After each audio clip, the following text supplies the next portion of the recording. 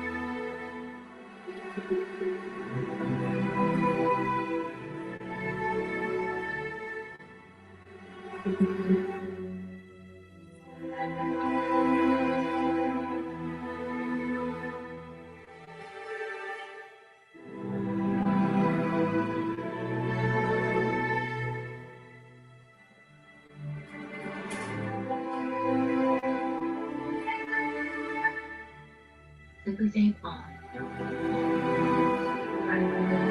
Upstairs. Smoke detector. Not responding.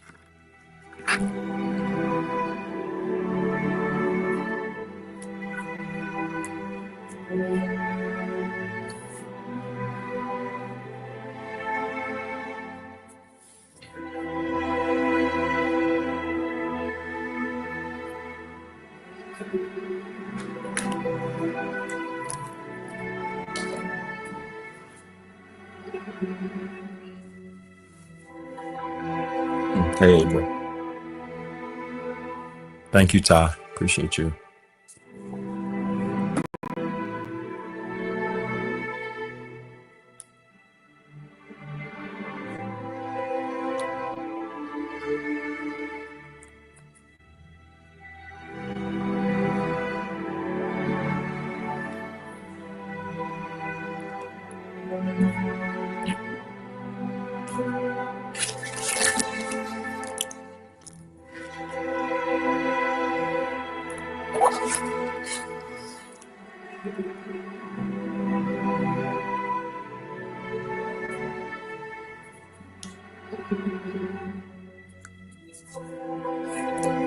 Hey, Tiffany. Good to see you. Hmm.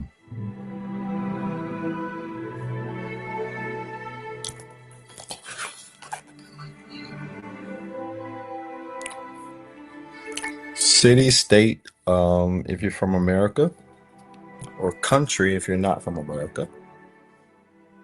Go ahead and drop it in the box. You guys can see I'm just running in the room. So thank you for your patience always. Oh, what am I doing? Dayton, Ohio. Thank you. Let's see it. Where are you guys from? Huntersville. Hey, Tammany. Dayton, Hinesville, Georgia. Tucson, Arizona. The Ukraine. Thank you so much. South Africa. Houston. Thank you, Ty. Appreciate the compliment as well. Charlotte. Thank you so much.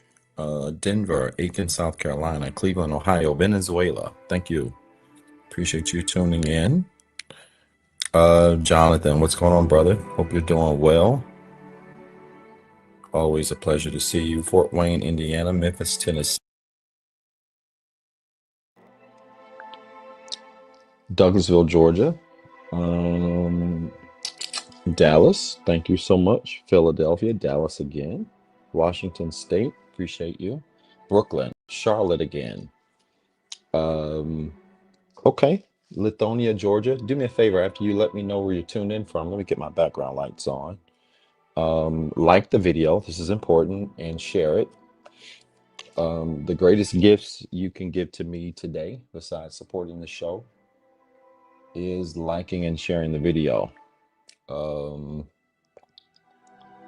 Been having a time with these social media outlets for sure. Greensboro, thank you, Caitlin. Orlando, Richmond, New Orleans, Miss Betsy, can't wait to see you. It's going to be very nice. I appreciate your support and work on the New Orleans team. Cincinnati, Ohio, North Carolina, thank you. Mount Vernon, New York, Richmond. Just started counseling session as an intern. Any advice? Yeah, be yourself and find your own voice. There's a lot of people trying to be something they're not. I think that's the best advice I could give you, but good luck to you. That's awesome. San Antonio, Texas. Let me get my lights on, guys. What else we got? Let me know where you're tuning in from, and then hit the like button, hit the share button. The best thing you can do for me is like the video and share the video. It gets us showing up on feeds where we need to be. And we're still fighting against that, but everything is well. No complaints. People who need to see this work will see it. And I absolutely believe in that. Boise, Idaho, thank you so much. Little Rock, Arkansas, Maryland, Chicago. Wow, we got a lot of variety of different places tuned in tonight. I'm excited about that. I think that's great. Lynchburg, thank you. Manville, Texas, all right. Bermuda, of course, thank you. I'm doing great, Sassy Ren. I appreciate you. Thank you for asking. I'm tired. I won't lie to you. Probably gonna sleep on that plane tomorrow. We'll do a little bit of work. I'll probably work for 2 hours and I'm gonna sleep for two. Tampa, thank you so much. Birmingham, Alabama, Youngstown, Ohio, Tampa. You know, when you get back from vacation, you need a vacation from the vacation. And I definitely need just like a day to sleep. I don't have a day right now. But no complaints. Missed you guys severely last week. Thank you for giving me the chance to have a day off. And I'll be taking another Thursday and Monday, not next week, but the week after, for my children's fall break. So just appreciate your support. Missed you all as well, but we got 2 strong weeks ahead. I can't wait to get into tonight. Tonight's going to be really good. Hey, Naomi, good to see you always. It's going to be really good. And so just appreciate your support. Thank you all for the birthday love. I got so much love. So many of you did so many kind things. You sent cash apps. You were sending cards to the P.O. box. You put up posts. You did all these wonderful things. And I'm way behind on catching all the messages, but I do appreciate your kindness. And people don't have to be nice to you. So I think it's rude to ignore it. And so if I have not responded to your messages, probably just because I haven't seen it. And it's going to take some time to get through thousands of messages, literally, between all the networks. So I appreciate it. And I probably just got to get out of this mode of, and I'm not saying this arrogantly, it's just the truth. I got to get out of this mode, I think, of just giving everybody a high five. It's impossible, y'all. And got to learn how to sustain me in the process. And so I might just do more general thank you messages. I remember years ago, I would really go by and like every comment and thank it. And I just can't do that anymore, unfortunately. It's not enough hours in the day. I barely made it for live tonight, if I'm being honest with you. So it's a lot going on, but I just appreciate your support. So don't think if I haven't responded to your message or seen your message, if it's a DM, whatever, I'm not being any kind of way. Um, it is nice to be nice, and I appreciate it. I mean that sincerely. Happy birthday to all of you that are celebrating or celebrated birthdays in September. Those of you that will celebrate in October, my children's birthdays are coming up. So the September October stretch is very busy for me. But I appreciate all of you, and I'm glad to be here. Let's get into this tonight. We got a good lesson, and so I hope you've got your journal because I want to challenge you on a deeper level tonight when it comes to um, time seasons and expiration dates. And this is going to be a lot of fun. We'll get into that in a second. Just do me a favor. If you haven't already, like the video. So that means with just under, we're in the beginning, but just under 300 people logged on. We need to get that number up. If you will like the video and share the video, it will help hopefully get it into the FYP so more people can see it. All right. And of course, support the show. I'll get to that in a second. Let me say, first of all, thank you to all of my subscribers.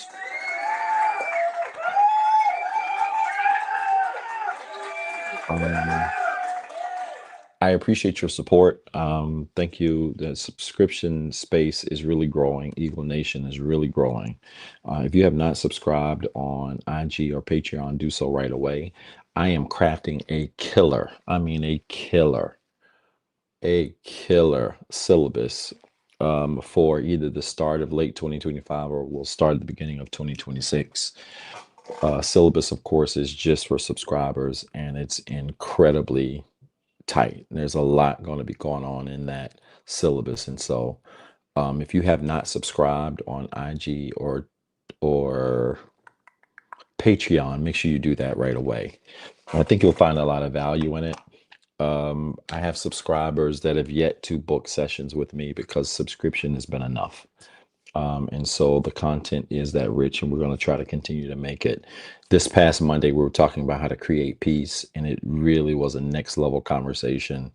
And so check it out if you haven't already. I would appreciate that. But again, thank you to all of my subscribers for your support. Naomi, no, the work does not come as a digital product. And I probably will never put the work, that journal, as a digital product because that journal is 400 and some odd pages. And I would prefer you have a hard copy of that so you can just go ahead and write in your copy and do what you do. So that won't, but hopefully we'll be getting the other books in digital form soon. It's something I tried to fight against, if I'm being honest with you, for a very long time. I'm old school. I like for people to pull out books, read, make notes, things like that, because I just believe cognitively you absorb the information better. So I guess I got to come to the 21st century. I do have clients. I have clients that are truck drivers, people that are on the road all the time, that travel a lot, and they're in the car a lot, and they like to listen to these books. And so I've got to be mindful of that too. And so making the adjustment, but it's going to get there. And the crazy part is that many people have been asking me to read the books. Y'all, I don't have time to read 5 books. Well, not on the audio book, like my books, like read them and have them record. I don't have time for that. So I don't know if I'm trying to research organizations that might be able to capture my voice and then translate the voice into reading the whole text or something like that. There has to be a way that can happen. And so I'm working on that. But many of you have asked me to even put it in my voice. And so we'll see how that works. And I will get to work on that. But yeah, AI probably can do it. Make no mistake about it. So there's probably a way. And my goal is to have that figured out probably by November. Speaking of November, Black Friday. Black Friday is, what is the date of Black Friday? Black Friday is November, if I'm not mistaken, the 28th is Black Friday. My calendar will go live for new clients on Black Friday. All right. So I want you to mark your calendar. If you want to get on my calendar as a new client, my books will go live for the public Black Friday. This is typical with my cadence. With my cadence, if you followed my work, I typically open my books 2 times a year. November-ish, May-ish is typically when I open up my books. And I wasn't sure I was even going to be able to open them up again this year because this class was a really big class, had some great challenges, and it took a little bit longer than what I thought it was going to be. All right. And so it should be coming out really there. Black Friday, my book should be opening again. And so if you're interested in being on my calendar and becoming a client, make sure you note that date, November the 28th, where I'll be accepting new clients. And if you've done this before also, if you've ever tried to get on my calendar when I open up, you will see that the sessions sell out within minutes. So literally mark your calendar. I'll let you know down to the hour when those books will go open. And many of you can witness that if you've tried to go out and get a coaching session or a package, within minutes, a lot of them are sold out. So make sure you mark your calendar, and I would love to work with you and support you on your journey. A lot more things to announce, but we'll get into that later. It's 9:35, and I want to get into this tonight. And maybe this will be a two-part. I don't know. We'll see. But I want to get into this tonight because I think this is going to be very helpful for you. Before I do that, I want to encourage you to support the show. You should see the ways to support on the screen. We'll kind of put it in and out on the screen. Shout out to Coach Sean Walker. He clips a lot of my information and does a lot of my content for me. And so I want to probably try to have that kind of coming in and out of the screen so that when he clips it, it's not in all of the clips. But the ways to support are on the screen. Please make sure you do that. Why? Because if you support the show, I will leave the live up. You guys have done really well over the last couple of weeks. But I'm very serious about that. If you don't support the show, I'll take it down because you have to participate in your own rescue. You do. Y'all got to stop being cheap and stop being freeloaders and participate in your own rescue. So this might be a live you may want to support. And so the ways to support will be on the screen. I encourage you to do that. Let me also say, shout out to all of my moderators that support in the chat. Every now and then you might see a bird show up in the chat area. Thank you so much, Naomi, for supporting. First one, I believe. Every now and then you might see a bird participate or jump in the comment section and say something crazy. Y'all don't have to go back and forth with them. All right. Don't do it. Don't go back and forth with people that are beneath you. If you see crazy comments in the comment section, just drop an eagle in the chat area, and our moderators do a great job of identifying those comments, and they shoot the eagles or the birds out of the sky. So they'll handle that. If you see anything crazy in the chat area, just drop an eagle, and our awesome moderators will get on top of that. Okay. Now let's get into this. Tonight, I want you to type in the subject area, and I want you to put in your journal. We're going to talk about time, seasons, and expiration dates.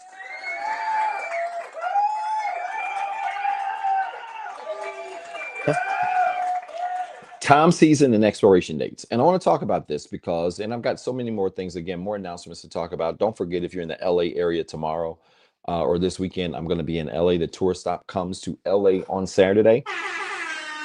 We're going to be in Glendale, Los Angeles County, but specifically Glendale this Saturday. And so if you're in the LA area, I would love to see you there. It's going to be a great stop, and excited about it. Now, I want to talk about this because the reality is tonight is going to be a next level kind of thinking conversation. And the reason why it's going to be a thinker's conversation is because the whole purpose of tonight's live is really simple. It is to help many of you try to figure out if you're holding on in spaces and to people too long. Oh my God. And I'm going to explain 3 concepts to you tonight that is going to help you. Thank you, C, for supporting and sharing so much, sweetheart. I appreciate you.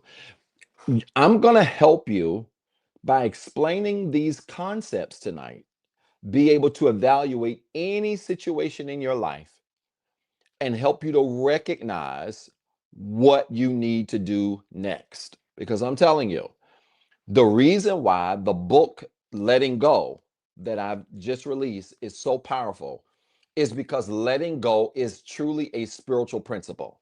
It's not a principle for novices. It's not a principle that always makes mental and emotional sense, right? Just put in the corner of your journal, and shout out to those of you that are participating in your first live tonight. Thank you so much. If you haven't already, just write in the corner of your journal the 5 areas of healing: mental, emotional, spiritual, physical, financial. Mental, emotional, spiritual, physical, financial. Letting go and understanding when to accept something, when to walk away, doesn't always make mental sense. It doesn't always jive with your thoughts. It doesn't always make your emotions feel good. It is absolutely a spiritual principle. And we understand, if you followed my work, we understand that spiritual principles are greater than what you understand your human brain, your natural tendencies tend to understand. Tonight is going to be along those lines, because the reality is most things you can identify where they belong by identifying how it relates to time, seasons, and expiration dates. For most situations that you're going back and forth about, should I stay, should I go, should I move, should I relocate, should I change jobs, should I whatever, most of those things boil down to things like time, seasons, and expiration dates. Okay, so this is going to be a heavily mental, emotional, and spiritually driven talk tonight, because when you talk about time, seasons, and expiration dates, you dive into spiritual principles a little bit, right? So it doesn't matter what your religion is. Many of you hear me talk about this a lot. A lot of my clients from all across all walks of life. Christian, atheist, Muslim, you name it. Just, I have the whole gamut in 47 countries. So I love it. That's what gives my work so much diversity. But hear what I'm saying. I don't care what you think you believe in. Tonight, you're going to deal with some principles of time, seasons, and expiration dates that, from a spiritual standpoint, might give some clarity to some of the situations you're going back and forth about as it relates to where these things, where these people, where these moves, where these decisions belong in your life. You've got to understand that to everything, there is either a time, a season, or an expiration date. To everything you deal with. And this is going to be good. All right. Get your journal. Let's start with time. Let's start with time. I want you to write in your journal. I want you to write the word chronos. Chronos. Chronos. Chronos. I want you to write the word chronos in parentheses next to the word time. Because when we think about time, we are thinking about perpetual movement forward. Time does not operate backwards. Time is one way. Okay? Get a sheet of paper. I got y'all rolling tonight. This is going to be rich. Get a sheet of paper, blank sheet of paper. Let's do a quick diagram real fast.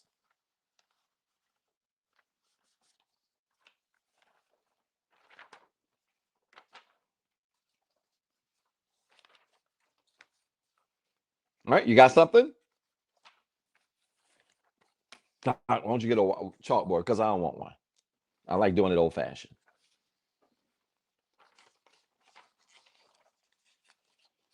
Get your sheet of white paper. I want you to move it horizontal, not vertical. I want you to hold it landscape. All right. And I want you, I need something flat to write off. I want you at the top of that paper to draw a line, straight line, top or from the left side to the right side. I'm going to show you what it ought to look like. Just give me 1 second. I feel like I'm running out of space up in here.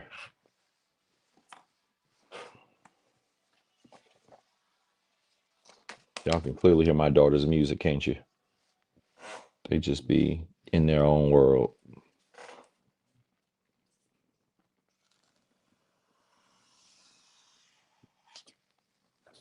Okay, just a straight line. Doesn't have to go all the way to the other side, but it needs to go really close. From border to really close to the other side. Okay, straight line. I'm going somewhere with this. Okay, when we think about time or chronos, we're thinking about a perpetual movement forward. At the end of this line, where we stop right before the edge of the paper, I want you to just put an arrow on the end.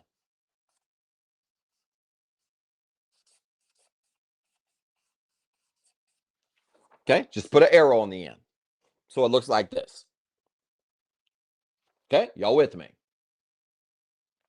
Put an arrow on the end. Like the video, share the video. Let's get this number up. It's starting to slowly climb. We're going to get there.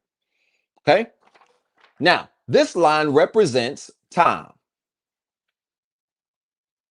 Okay, this line represents time. Where should I put it?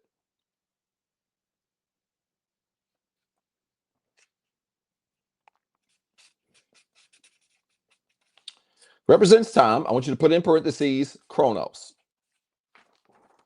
It is perpetual movement forward. Notice with time, things don't go backwards. Okay, things don't go backwards. Things are moving forward and they continue to move forward until the end of time. Okay, all right, so things go forward. Now, time, as we understand it, does not stop for anybody. This is the constant, right? And it is the only thing of the three. If you look at the title of tonight's talk, time, seasons, and expiration dates. When we think about time, seasons, and expiration dates, time is the only thing that is singular. Y'all stay with me. I got to build a foundation. By the time the light comes on, y'all going to be blown away. Okay? Time is the only thing that is singular. Why? Because there's only one chronos. There's only one perpetual movement forward of time.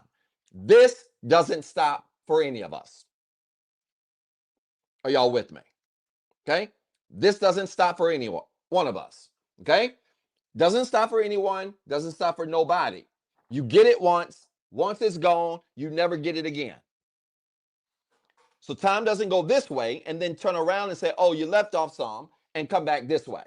Time goes that way and it keeps going that way. Okay? Are y'all with me? Does this make sense so far? I want you under this. Let's see how I can make this connect.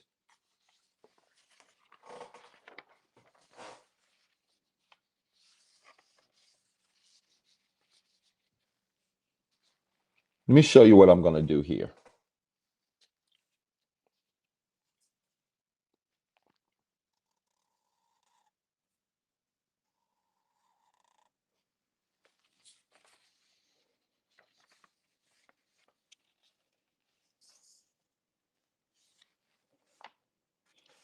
Under this, I want you to draw two lines and break up that time, chronos.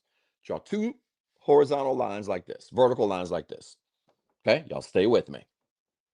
You know my nerd brain is on. Stay with me. I want you to draw two vertical lines breaking up time. Okay? Two vertical lines. I know my brain thinks a little bit different. Y'all just bear with me, okay? Two lines. Now, here's what I want you to do.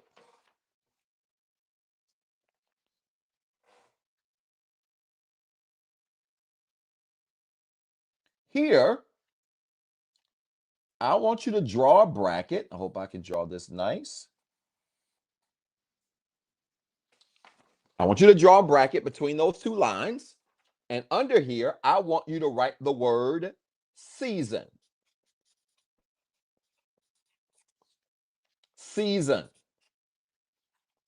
And I want you to put in parentheses the Greek word kairos. K-A-I-R-O-S.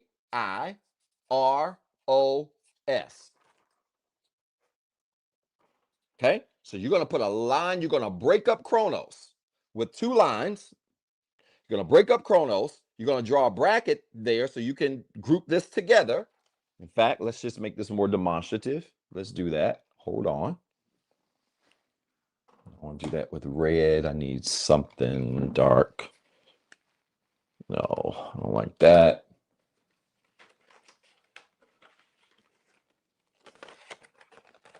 When in doubt, go green.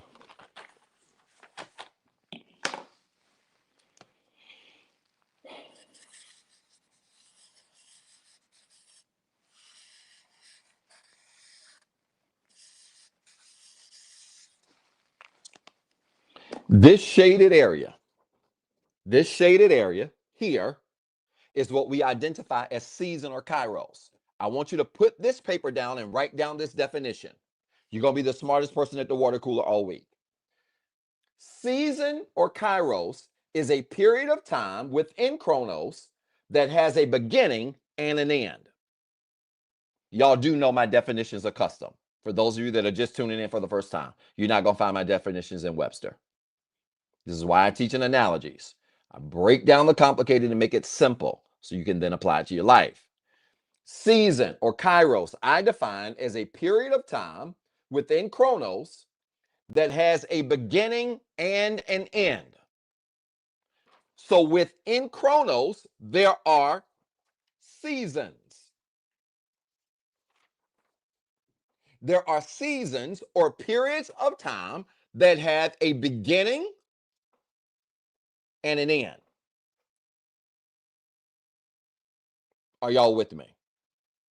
Is this making sense? Okay? There are periods of time within time that have a beginning and an end that is called a season. You have seasons like summer, winter, spring, fall. Summer is not year-round. Summer doesn't start from the time you're born to the time you die. Summer operates as a season of time within chronos. Are y'all with me? I'm trying to make this as elementary as I can. Okay? All right? So a season we identify or define as a period of time within chronos that has a beginning and an end. Now, let me give you some characteristics of seasons. You should be writing. Y'all should be writing. Support the show, by the way. Thank you so much for supporting. Let me give you some characteristics of seasons. Seasons can be repetitive, right? Like the weather, right? You have spring every year. You have summer every year, especially if you're in a four-season state kind of thing. Winter every year, whatever, fall every year. Seasons can be repetitive, but this is big. Seasons are always at the mercy of chronos. This is going to make sense in a minute. I just can't wait till many of you figure out where I'm going. This is going to be so good.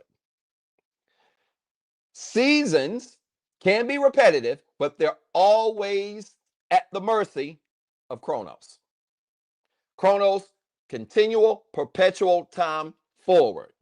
Seasons are broken up periods of time that have a beginning and an end that fall within chronos.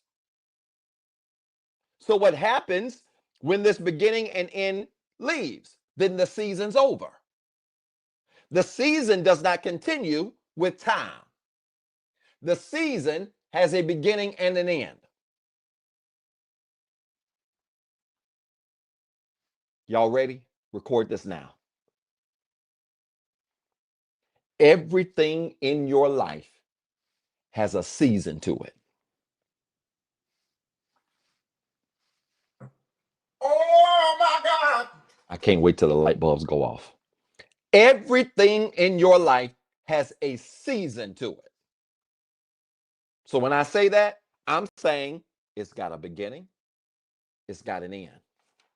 Let me write this. Let me write those words in. Beginning. Y'all supporting the show? My subscribers will eat this up. Y'all don't support tonight. Y'all ain't got to. I'm telling you what I'm gonna do. Has a beginning and an end. Everything in your life has a season to it. Good things only last for a season. Bad things only last for a season. If you're in a bad relationship and had a breakup, The pain of the breakup is not designed to function in chronos, which means if it's been over 10 years ago and you're still trying to hold on to it, you are taking something designed as kairos and you're treating it as if it's chronos.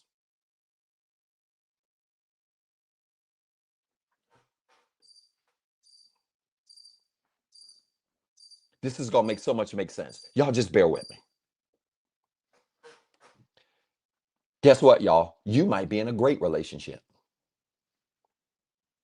One of the most painful conversations that I have with clients, I've had this with several clients. One of the most painful conversations that I've had with clients is when I have to work with clients who have lost spouses. Like your spouse dies.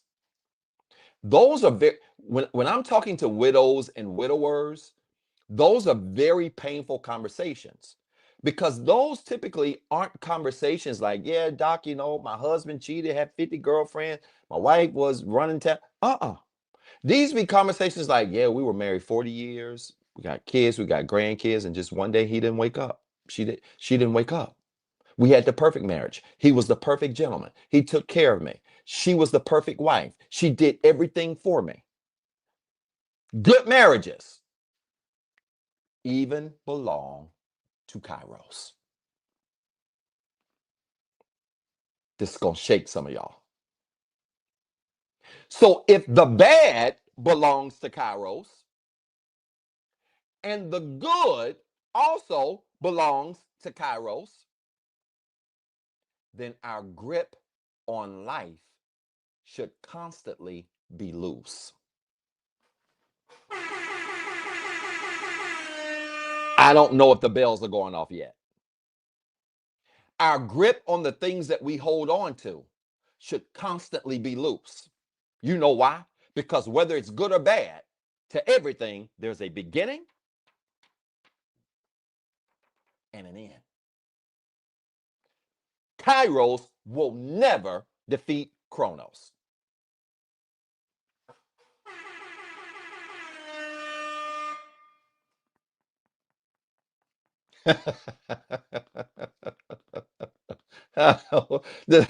I'm just getting warmed up. I'm just getting warmed up. It'll never defeat Chronos, which means if you got a good relationship, it's going to come to an end. It might end after 60 years of marriage. It might end after 5 good years in a relationship and you never get married and you just decide to go different separate ways. Why is all of this important? Because when you recognize to everything there's a beginning and an end, when things end, when things fall apart, you're not in a hurry to hold on longer than designed because you recognize that I can't treat seasons like Chronos. To everything, there is a season.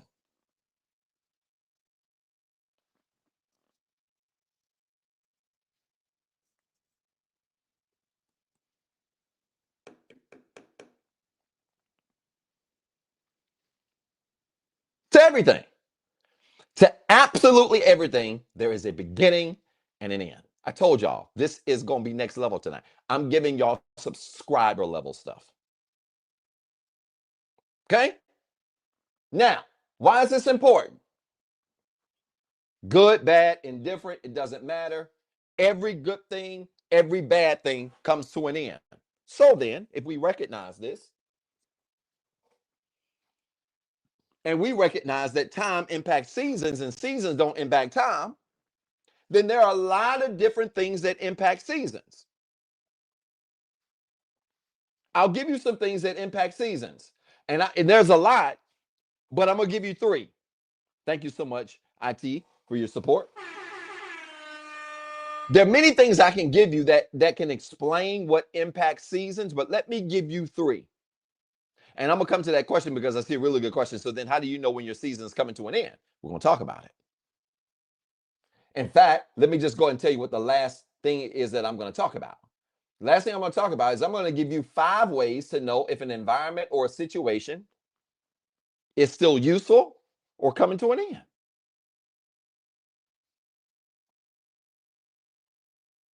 Okay? Now look at this.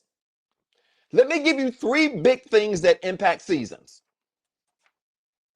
Because while everything has a beginning and an end and is wrapped up into time or chronos, there are some things that can impact or shorten these brackets. Can shorten these brackets, can elongate these brackets. Okay? Let me give you 3 of the biggest things that I've seen. Number 1, write this in your journal. You're going to be the smartest person at the water cooler. Number 1, the divine. For me, it's God. For some of y'all, it's other stuff. The divine absolutely can impact when something begins, when something ends.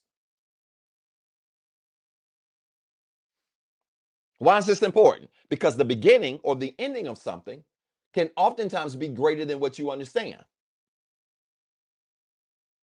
Which is why when you're in a really bad situation and it feels like it's not coming to an end, but you do things to try to force it to come to an end, there are some things you can't stop because there is a divine power in order that is controlling when it stops. Ever tried to leave somebody that you couldn't leave? Oh my God. Ever tried to quit a job that wouldn't let you go? Oh my God. Ever tried to walk away from a situation that had a grip on you that you could not shake? Oh my God. Let me tell you something. There are some things you try to shake that you can't because there is a divine power that is in control of when it starts and when it stops. And it's greater than what you understand. It's greater than what you can comprehend. It's greater than what you can control.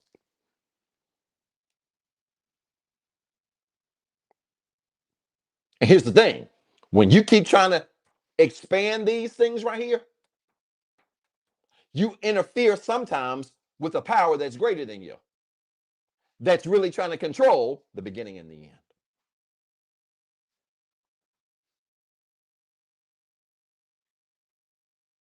I told y'all, mental, emotional, spiritual. A lot of this tonight. Go ahead and put it in the chat, all capital letters, levels. There's levels to this. Levels, and then share the video. We're up to 400 viewers now. Let's get this up to 800-900. That's normally where we are. I'm just getting warmed up. I ain't even got to the third one yet. Wait till I get on that third one.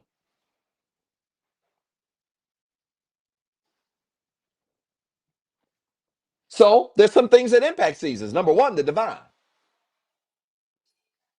Now, let me say this, and I want to be very clear here. While the divine can impact seasons, I want to say this really clearly. Your belief in God, I'm especially talking to us believers, your belief in God will never be greater than your effort. I'm going to say this in English. You can believe God to shorten, to expand seasons in your life, but your faith in a higher power will never be greater than your action. Faith with laziness is not faith. You can't have faith and be lazy at the same time. Can I just give you a layman's example? Here you are, started your business, and your business is going great.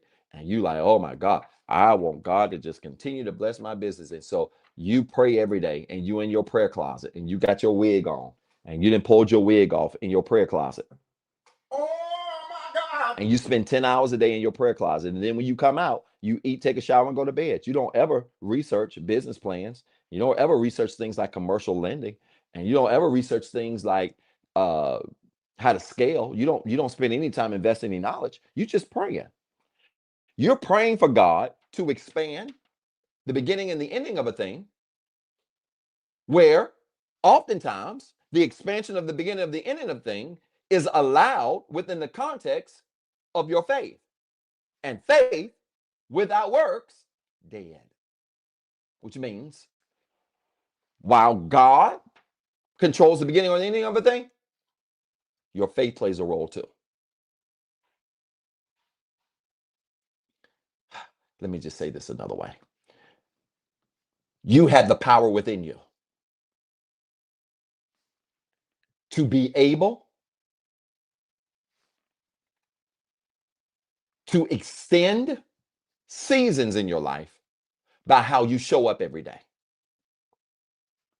Which means those of you that's been praying over your marriage to get better, so you come find me or another coach or counselor or therapist, say, help me work through this, and you've been praying for your marriage to get better, but there has been no faith or no action towards making it get better, you can pray all day. That marriage might last a while because ultimately God gonna have to say on when it starts and when it ends. However, if and but, you play a role in it by how you show up. In other words, you can impact the season that you live in by how you show up. I want you to record that now. You can impact the season you're living in by how you show up. Some of us are living in long periods of success. You know why? Because every single day we show up working hard. Can't be no entrepreneur. You can't be successful and be lazy.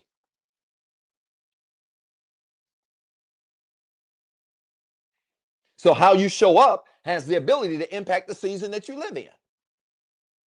You don't have full control, but you got some. That leads me to number 2.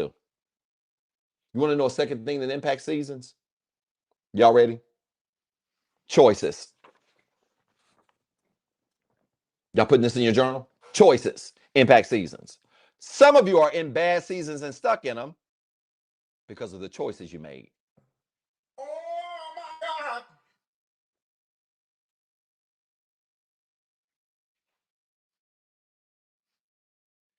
Choices. You have the ability to make choices that impact when things begin and when things end.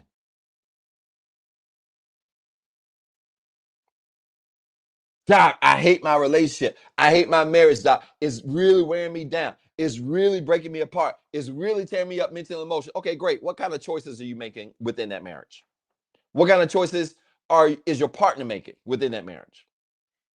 We ain't changing nothing. We just doing like we always do. We got grown kids. We're not changing nothing. Well, then your choices are causing that period or that season of a bad marriage to what? To expand.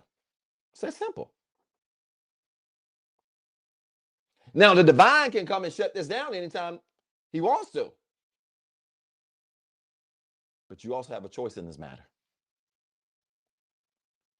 Let me tell you something. If you don't like a season you're in, relationship, job, career, health, whatever, if you don't like a season you're in, one of the first places you need to start is with the choices you're making. Because I hate to be the bearer of bad news tonight, but let me just tell you something. Some of y'all are in the seasons you're in, and it ain't got nothing to do with God, and it's got everything to do with the choices you made.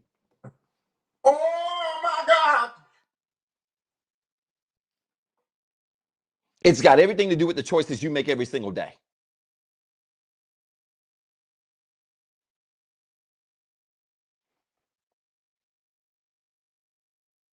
We make dumb choices, we get dumb prizes. We continue to make dumb choices, we continue to get dumb prizes. And I had to tell a client this week, and this really hit her hard. Sometimes we look crazy crying over stuff that we can change with a better choice.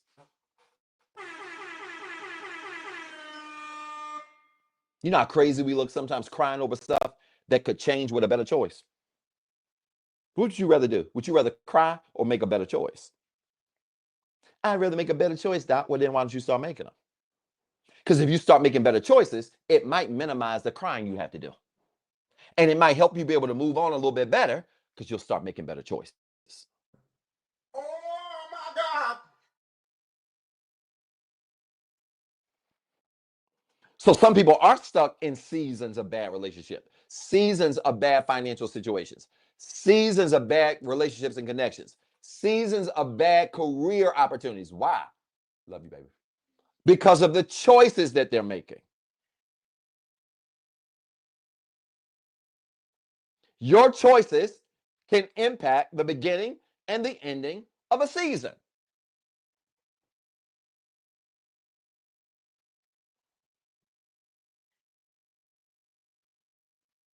That leads me to a third thing that impacts seasons. A third big thing that impacts seasons is this thing called free will. Free will. Come on, put it in the comments, put it in your journal. Are y'all supporting the show? Y'all not supporting the show. I don't like that. Support the show. Free will impacts choices. Doc, what do you mean by free will? You can want a season and you can want people in a season. But people have the ability to make a choice of if they want to be there. And let me tell you something. When you keep fighting against choices that people make, you do nothing but increase anxiety and create trauma.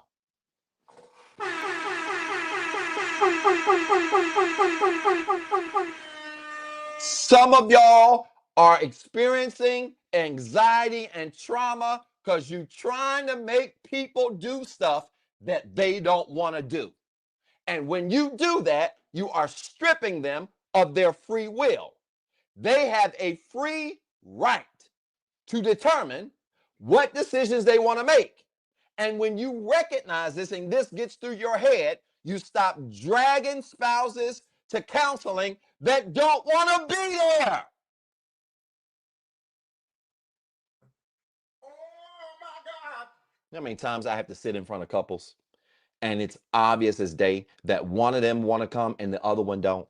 One of them is trying their best. I'm here to rescue my marriage, Doc. I'm here to rescue my marriage. And they there, and the other one is just sitting there with their arms folded like they don't want to be there.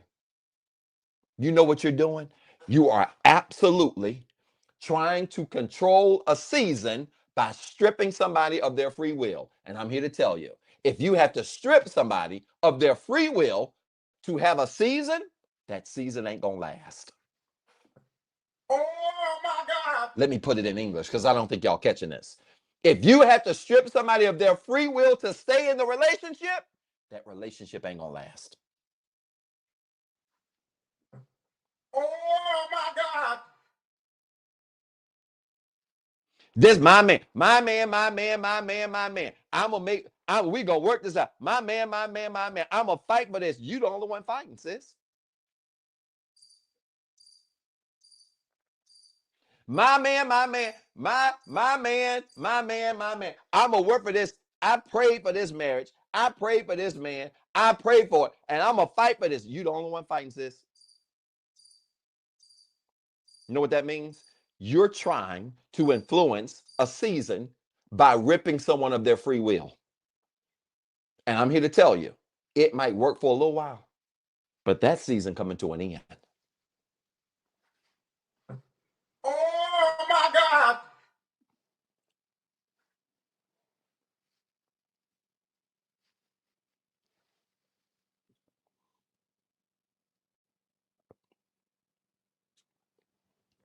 Y'all better stop trying to rip people of their free will in order to influence a season. And God, this is so good. Here's the gag. You're trying to influence something that has a beginning or an ending anyway. Let me help you. So then, if somebody exercises their free will and decides they don't want to be in a season, instead of taking the approach that I'm going to fight you, thank you, Ms. Barber, for your support. Instead of taking the approach, I'm going to fight them because they want to leave this season that they're in and exercise their free will to leave. I'm going to fight them instead of taking so this season can last longer. Instead of taking that approach, why don't you try this reframe? If they want to leave, maybe it's the divine's way of taking this end and making it shorter.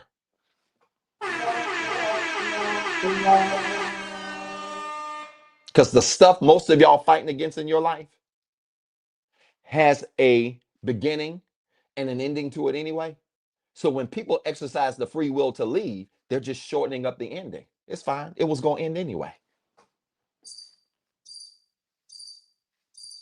I feel like this is going over y'all's heads tonight. This is why I want to say this loud and clear. When a person wants to leave, the best thing you can do is let them. I don't care if it's your mama. I don't care if it's your daddy. I don't care who it is. If a person wants to leave, the best thing you can do is let them. Because in your willingness to let go and allow people to function in their free will, you might be in a position where you're allowing the divine to just shorten the end date. It was going to end anyway.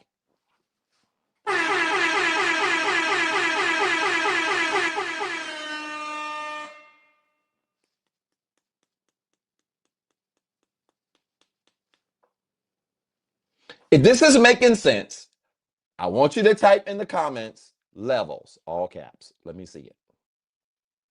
I feel like I'm talking at y'all and talking over some of y'all. This making sense? We ain't even got to the good part. This making sense? Good. I see a lot of levels and support the show, of course. LA, I'm gonna be there Saturday. If you have not bought your ticket to LA, I want to see you. I'm gonna be in LA, and it's gonna be a great stop. I'm excited. So you guys get your ticket for LA. They're gonna be available. Check them out. So there are a lot of things that impact seasons. The divine choice is free will. We get that. So what's the expiration date?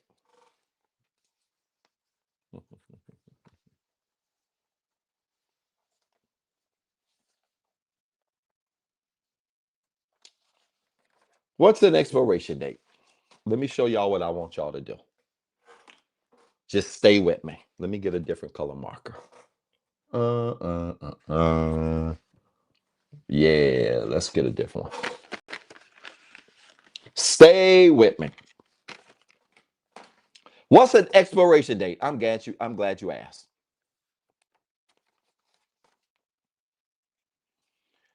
True, Doc, but the person that don't want to do the counseling don't want to leave or work on the marriage. Well, they can't have it both ways. If they don't want to leave, why can't you?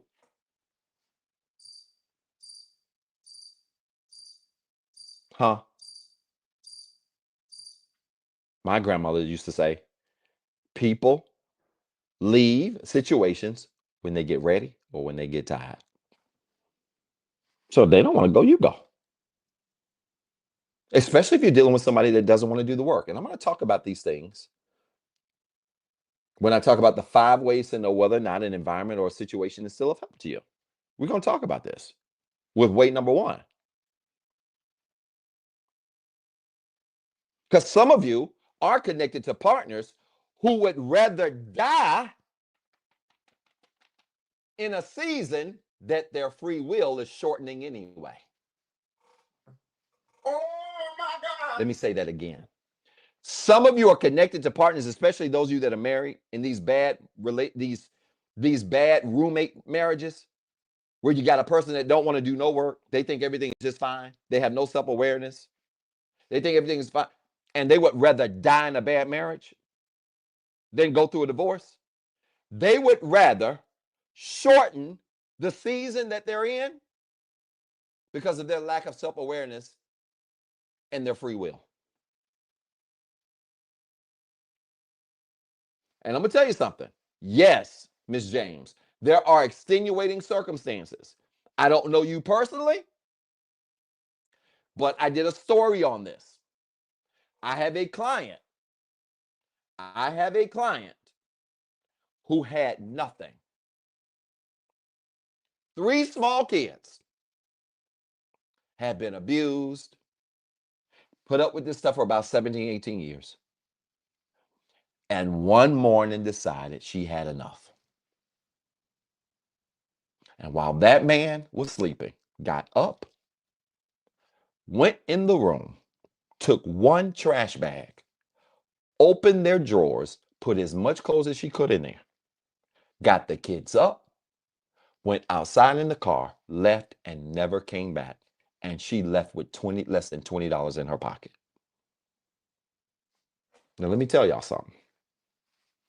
You got to know that when you're in my seat, I have an advantage that a lot of people don't. It's called perspective.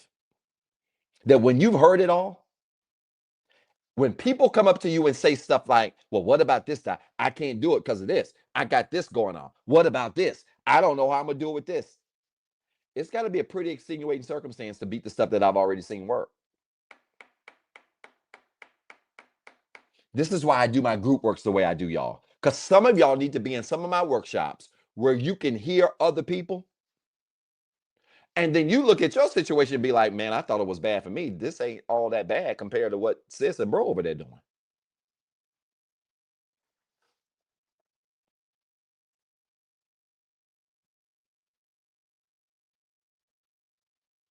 Oh, don't worry about fear. We're going to get to that fear part. Don't worry. We're going to get there. Okay? So that's a legitimate question, but I'm telling you, there's a way out. There's a way out.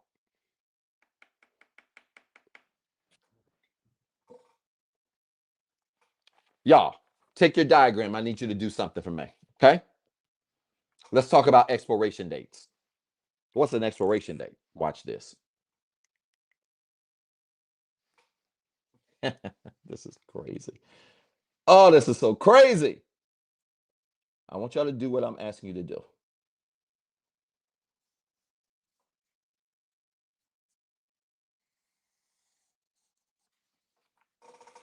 What I did is I took a different color marker, and from this beginning line and ending line that represents a season, I drew a pointed line here.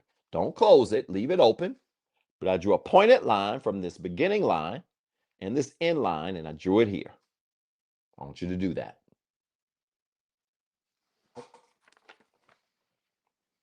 Okay?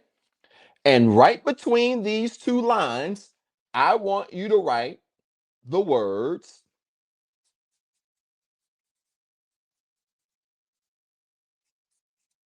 you have to forgive my handwriting. You probably can't recognize it. I want you to write the words expiration date and circle it. I'm going to explain this. Y'all, my brain just works. I know this looks like just crazy chicken scratch to you, but just bear with me. There's a method to it. Okay? I want you to draw these little lines from the beginning line, the end line, and I want you to write the words expiration date, and I want you to circle it. Time, chronos, constant time forward, never broken. Season, kairos, a period of time within chronos that has a beginning and an end, like everything else in your life. And then expiration dates. Let me give you my definition of an expiration date.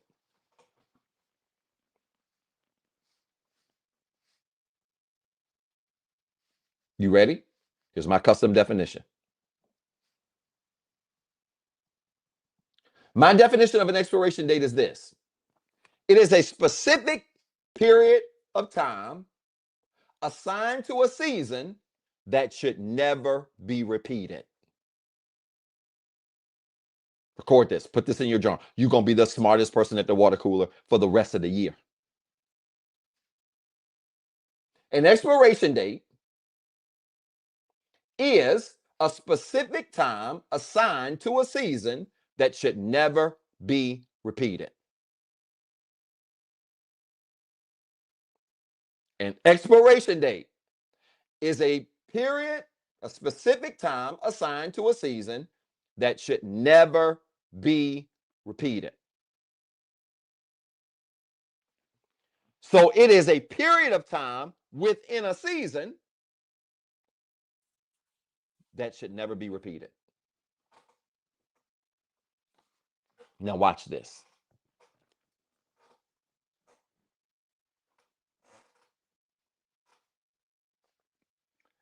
If you've ever purchased, yeah, you're in big trouble.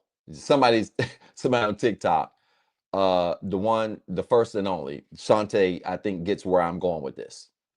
If you've ever purchased a carton of milk, watch. If you've ever purchased a carton of milk, that milk was pasteurized, processed within a span of time.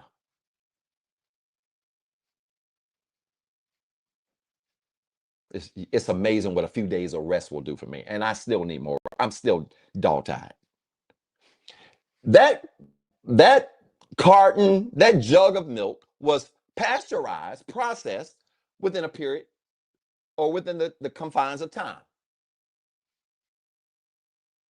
There is a period where that milk is removed from the cow and placed into the process that it goes through with everything that's put in it to sustain it for a season. Why is that important? Because you just can't take the milk out the cow and just leave it in the air, or else it dies. The milk has to be pulled out of time into season.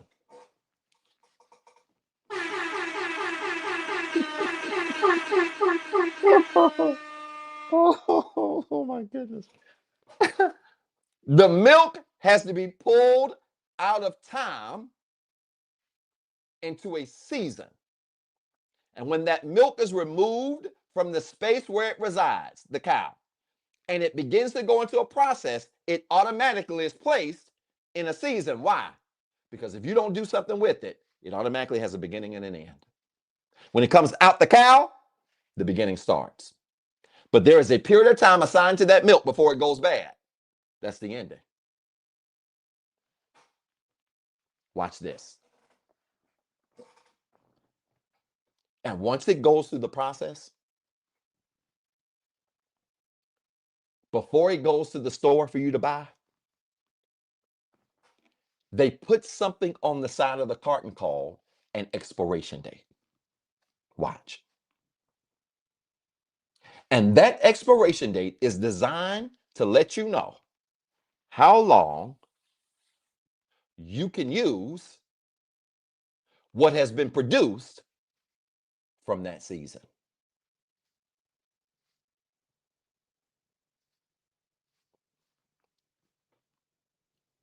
I don't really like white milk like that. If I do drink milk, which is very rare, it's typically like 2%. Okay? Typically like 2%. My dad, I recall my dad doing this. I was telling my kids this and they were just completely grossed out. My dad, them grew up in the country. My papa had farms and stuff in the country. My dad would do something that was so gross when we were kids. And I doubt he's watching. He'd probably sleep. And my mom might be up knowing her, but I don't want her to say nothing because I don't want y'all to bother her. I get real defensive about my mama. When we were kids growing up in school, we would get up in the morning and eat cereal. And so I laugh at my kids because my kids look at expiration dates on cartons and be like, especially my son, he good for this. My son, I told him he might as well be a food evaluator because he good for evaluating and ranking places and, oh, this ain't right. And the texture of this, he ain't but 11. Got a good palate. So he'll look at the carton of the milk and be like, Daddy, man, this milk say this carton say that the milk expired today. I said, what did it say on it? It said October the 2nd. I said, what's the day? He said October the 2nd. I said, well, you probably got another day on that milk. Y'all stay with me. Stay with me. I'll be like, son, you probably got another day on that milk. He's like, no, Daddy. The carton say October the 2nd.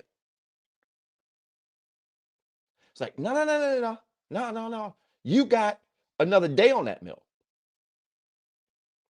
By the way, we drink organic milk too, by the way. I don't know if that helps because I hear what some of y'all are saying about the chemicals and this stuff, and I agree with you totally. Thank you so much for your support, Miss James. Seriously.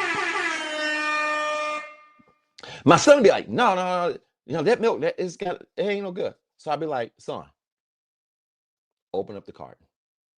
You open it, I take it, and I smell it. So no, it ain't got no sour taste. I'll look inside to look at the contents. Why? Because when milk is approaching expiration, there is a natural separation.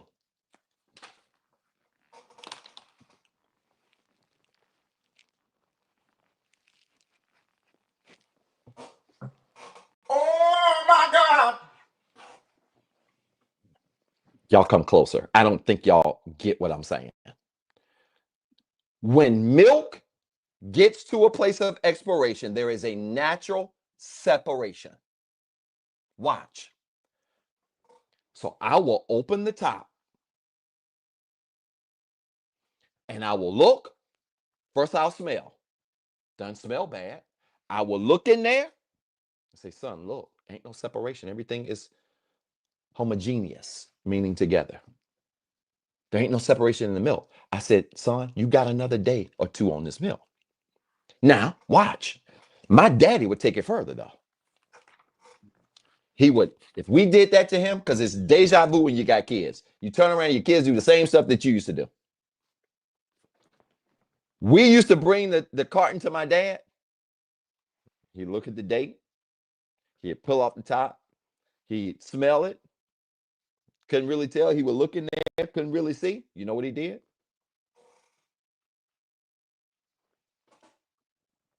He'd turn the carton up and drink a little bit. The most gross thing in the world. And he'd drink a little bit of that milk. And then he'd hand it us and say, yeah, y'all got about 2 or 3 more days. You know why?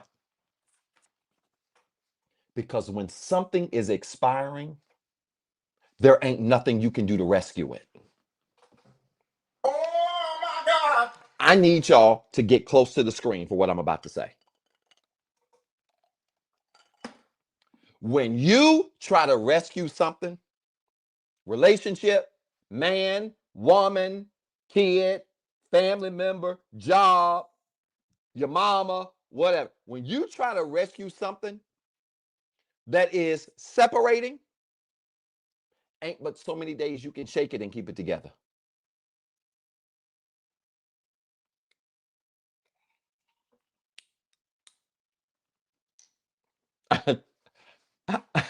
I don't even know if this is making sense. I feel like I'm talking to myself tonight.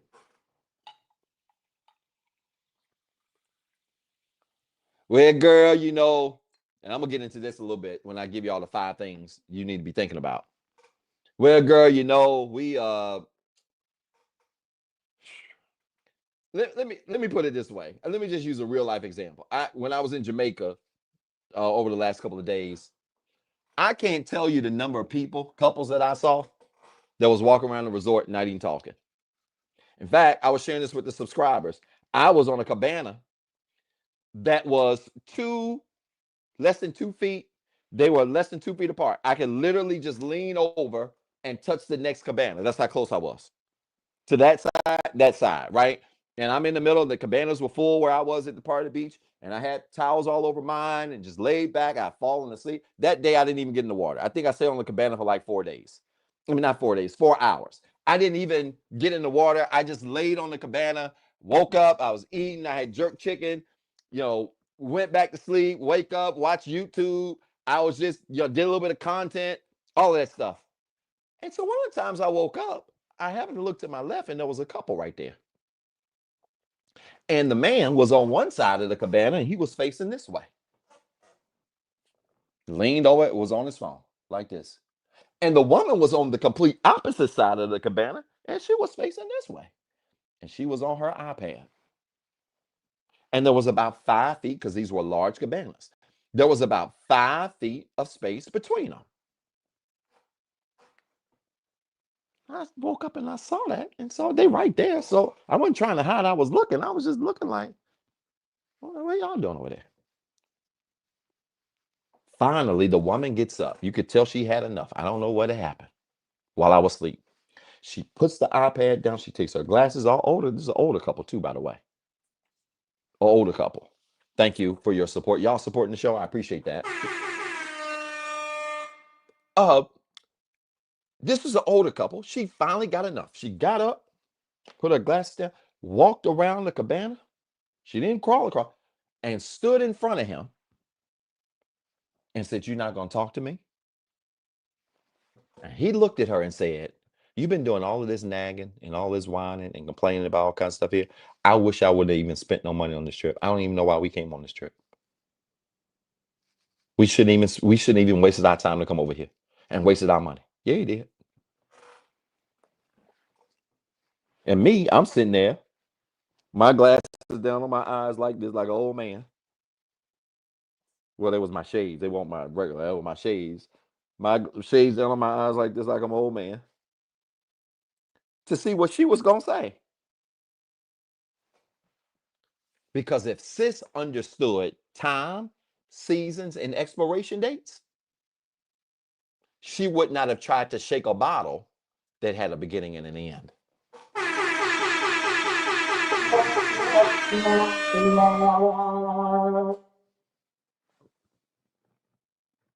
You know what she did? Honey, why would you say that? That's just so rude. Why would you say that? Like, I can't believe you would say that. We come over here and do. And I'm thinking to my mind, sis, he said it because you trying to shake something that's separating.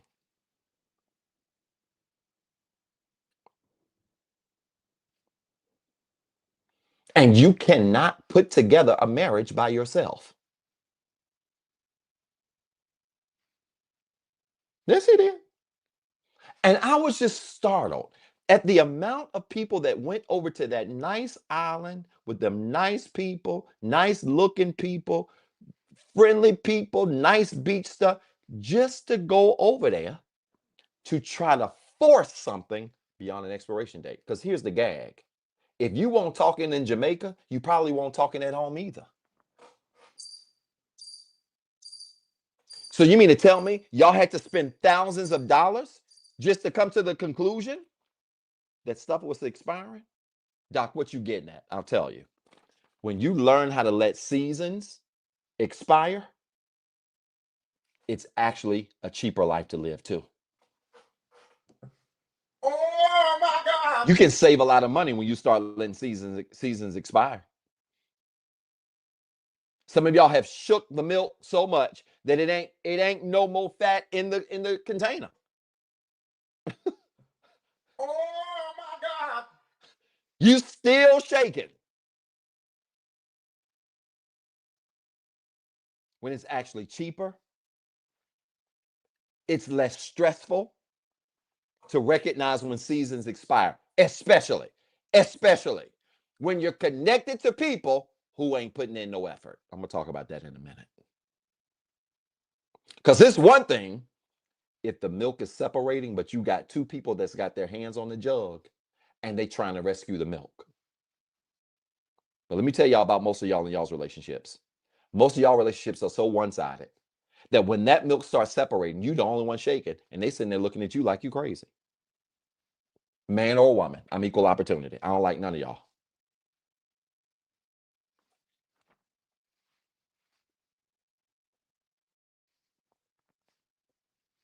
I mean, I like y'all. Y'all get what I'm getting at. I don't play favorites. Y'all know what I mean. That's for all the birds that jump in the comments that want to say stupid stuff. No, I ain't on nobody's side. I'm on the Lord's side. Oh my God. How about that? How about pick a side, Doc? I'm on the Lord's side.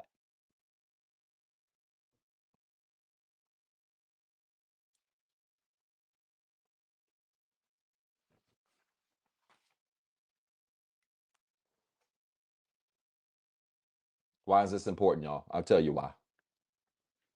Because anything that has ever expired will never work when it's repeated and nothing has changed. Write this down. This is a PowerPoint note. This is worth a salad.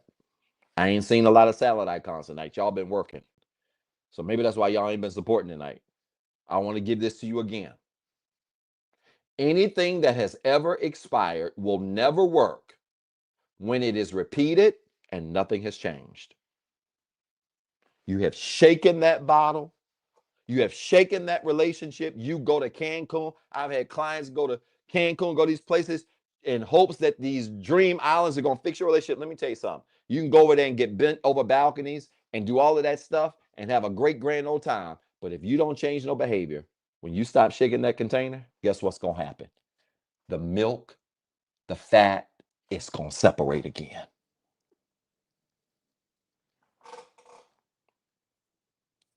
And you'd stop spinning the block if you recognize that most of the stuff you're trying to spin the block on is expired.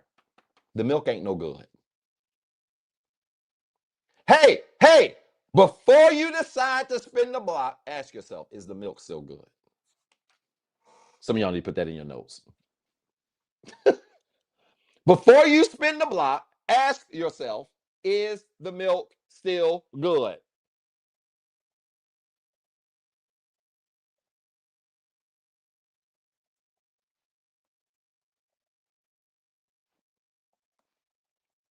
And let me tell you what some of y'all do. Some of y'all,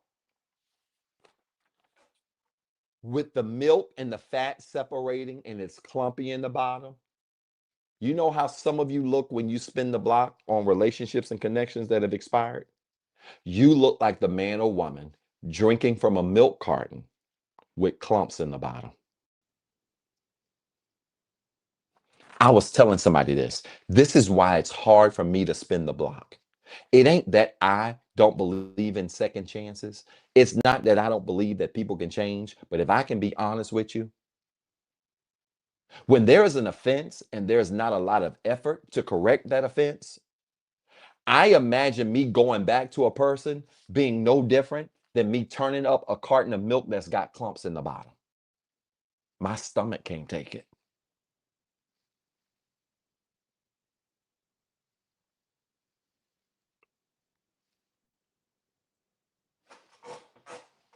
I bet if some of you looked at spinning the block like you did, I bet if some of you looked at spinning the block the same way you looked at clumps in the bottom of a milk carton, I bet that might change your mind. Doc, you telling me? Because I know there's somebody in the comments said, Doc, you telling me that you don't believe in reconciliation? You don't believe in reconciliation? Yeah, I believe in reconciliation. Reconciliation is possible, but reconciliation don't happen without mutual effort.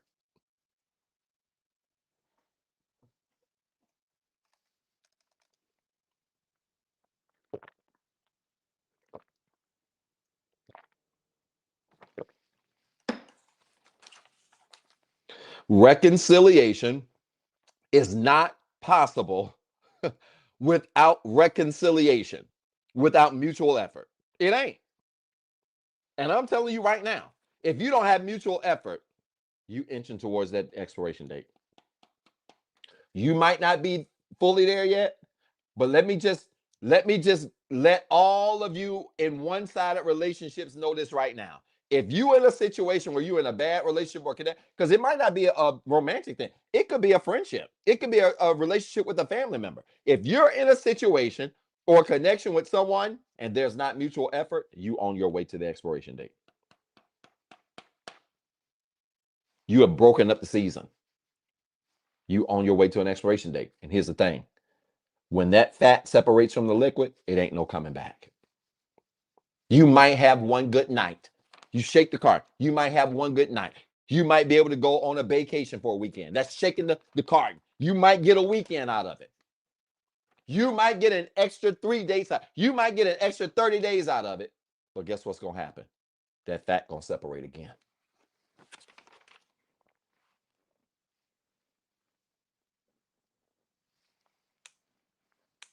That fat going to separate again. And if it separates and you still choose to drink it, this is for all of you that want sympathy. Staying in situations that have expired, we smell the milk, you smell the milk, your mama smell the milk, everybody around you smell the milk. People around you can see the milk separate, and here you are steady drinking. You choose to do that, you do it at your own risk.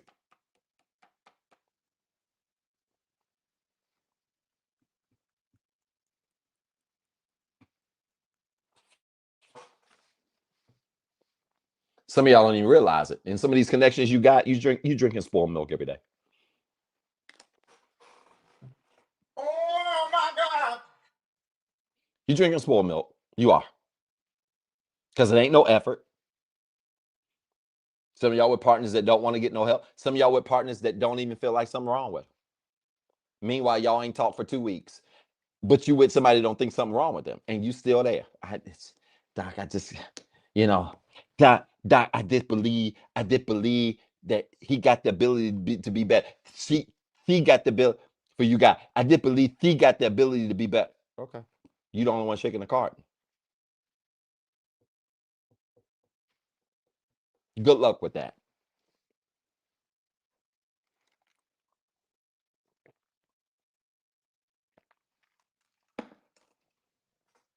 Let me give you 5 ways to know. Let me give you 5 ways to know if an environment or a situation is still helpful for you. Based on this diagram, where I describe time, which is singular, it ain't but one time. Based on time, which is singular, based on seasons, kairos, which can be multiple, but they all have beginnings and ends, and based on expiration dates. I'm going to give you 5 things, 5 ways you can know if an environment or a situation is still helpful to you. Is this a situation or an environment that belongs in time or season? Or if this is a situation or an environment that has an expiration date?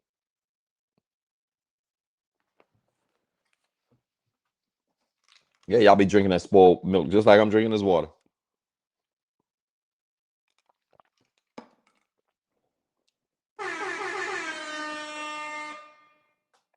Hey, while you're getting your notes, while I'm getting my notes together, moving papers out the way, because my desk just looks, I got stuff everywhere. Oh man, I meant to charge that. Shoot. Oh, I'll be fine.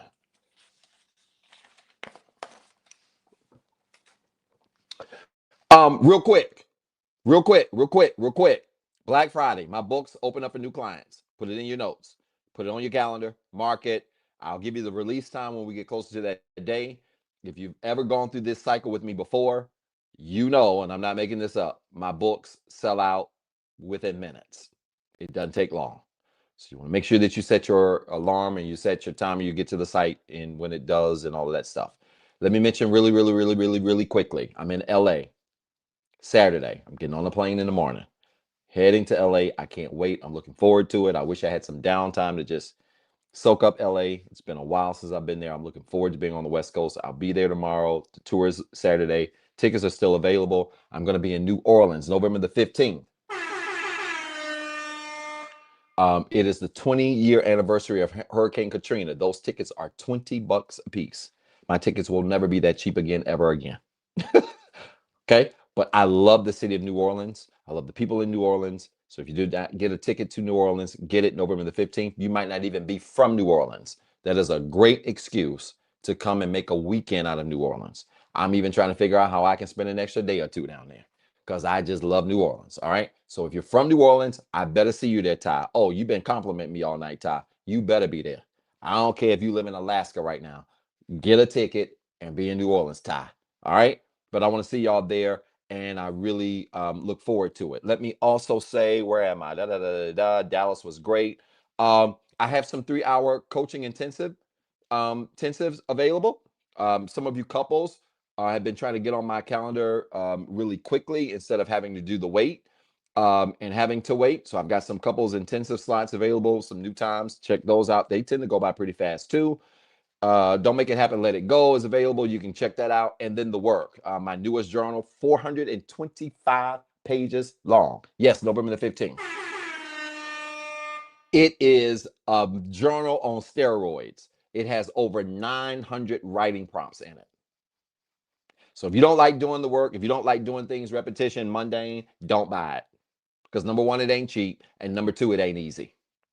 Okay. So it's called The Work. It just released for pre-sales. Those should start shipping out. I think it's either next week or week after next. So I'm excited about that. All right. Now let's get into these 5 things.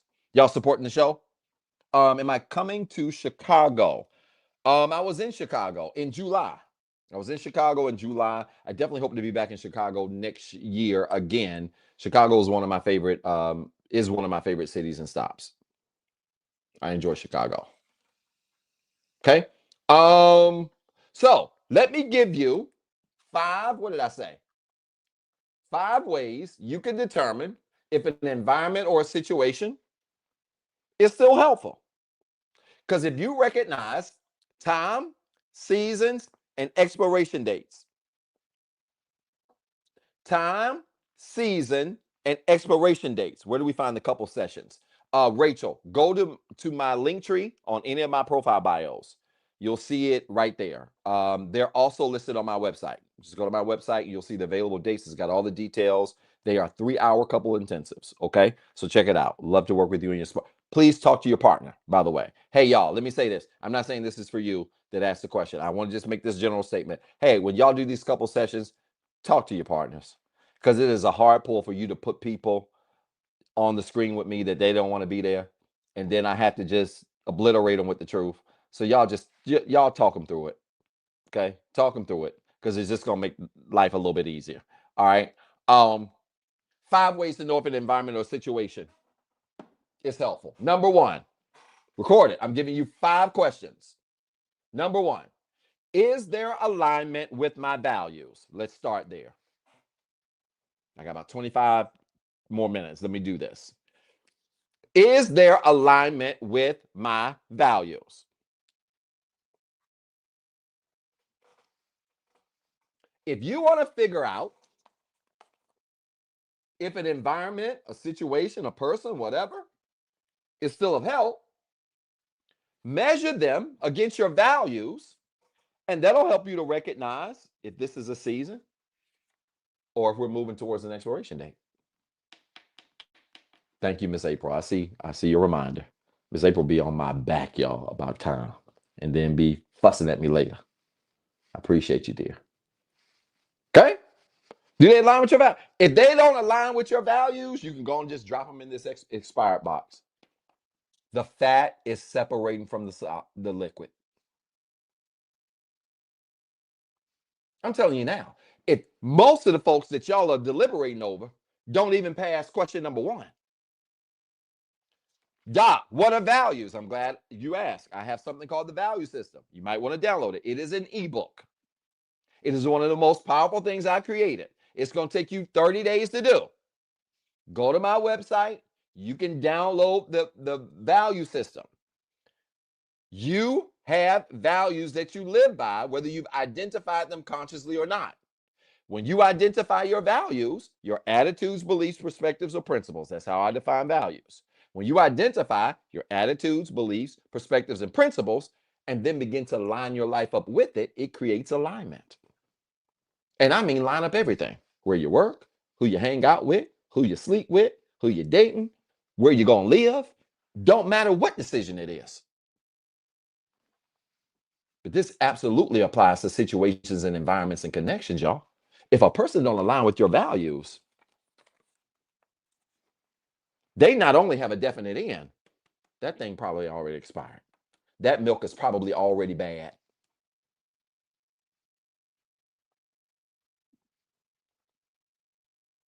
Is this making sense? Sir, how do I book a consultation? Miss Catherine, my books aren't open until Black Friday, November. That's the soonest that I can open it up for anyone. Yeah, so definitely check out my site at that time. Okay? Thank you, sister. All right? So if a person doesn't align with their values, you already know the situation is expired. It's just a matter of how long you're going to shake the milk.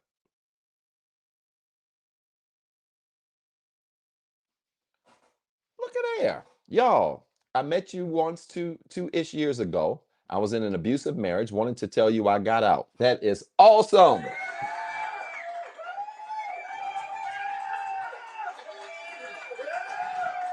That is awesome. Met you once, Doc. Two-ish years ago, I was in an abusive marriage, wanted to tell you I got out. This is what it's all about. That relationship expired.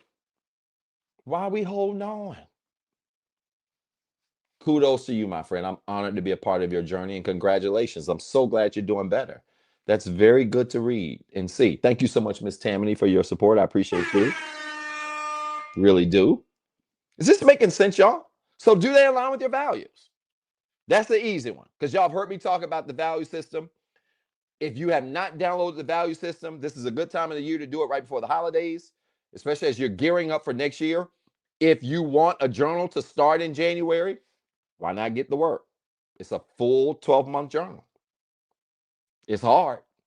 The prompts aren't hard. You just got to like being bored every day. You got to like discipline, commitment, consistency, repetition. So check out the work too. Get the value system, have your values identified by the end of the year, start the journal at the beginning of the year. You have a plan going forward. Okay? What's the second way, y'all?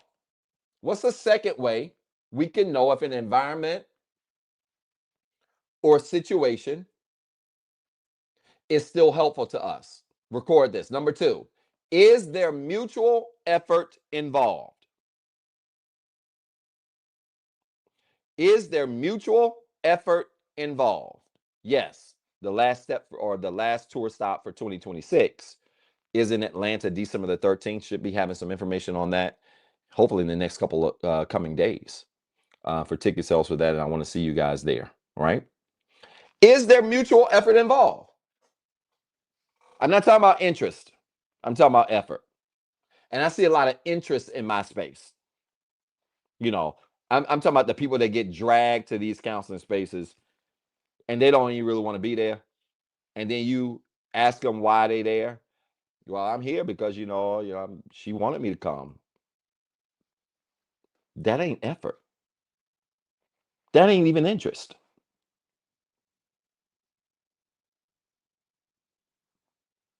You want to know the definition of effort? Let me give you my definition of effort. My definition of effort is interest in action. I define effort as interest in action.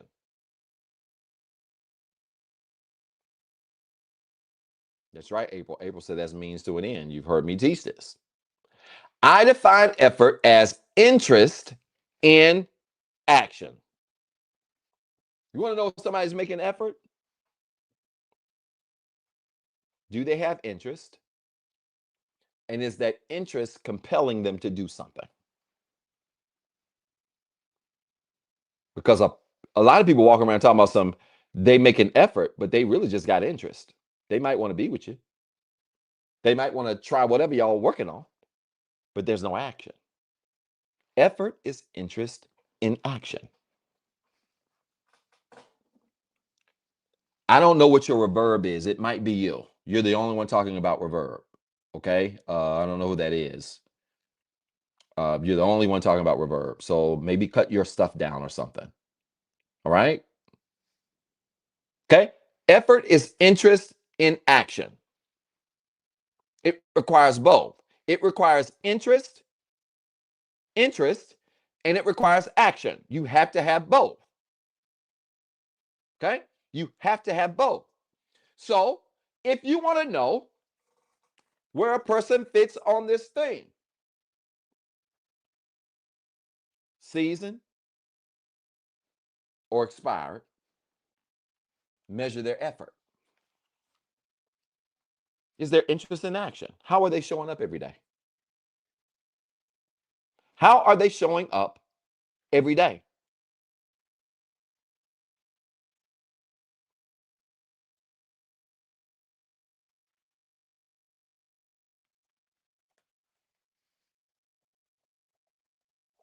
How are they showing up every day?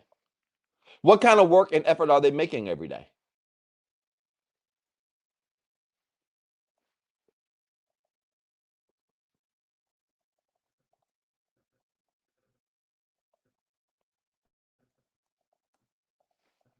This will take you a long way.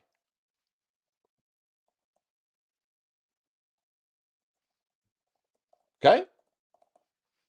Y'all supporting the show? Thank y'all. I see some people starting to support. Thank you so much. Because I do want to leave this live up. I do. I want to leave this one up. This is an underrated live.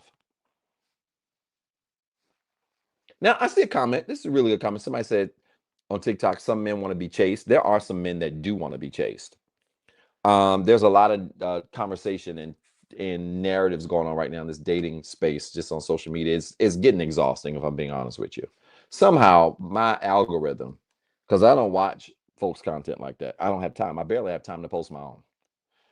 But somehow on my feed, I'm getting a lot of just crazy stuff. A lot of clips from tour talks and shows where you got people on stage saying this crazy stuff. And I'm just like, number one, how did this stuff get on my feed?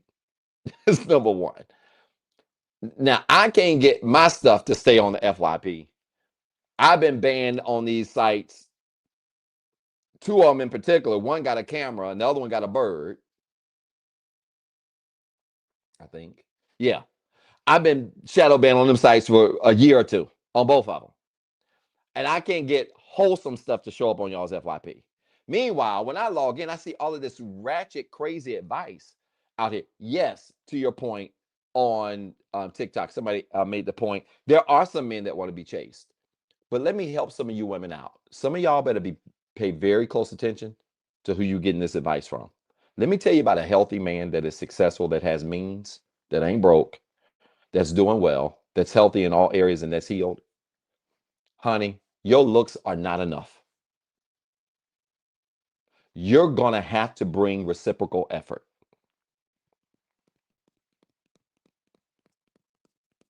And here's the bad news. The bad news is that so many of us really think that because of who we are, how we look, or what we have, we can just show up and expect things to just bow to us. I'm talking to men, women, show woman. I don't care what you are. You know what? We wouldn't have to have this conversation about who chasing who if everybody showed up with reciprocal effort. Watch this. That's grounded in mutual respect. Because some of this stuff y'all calling effort is just selfishness.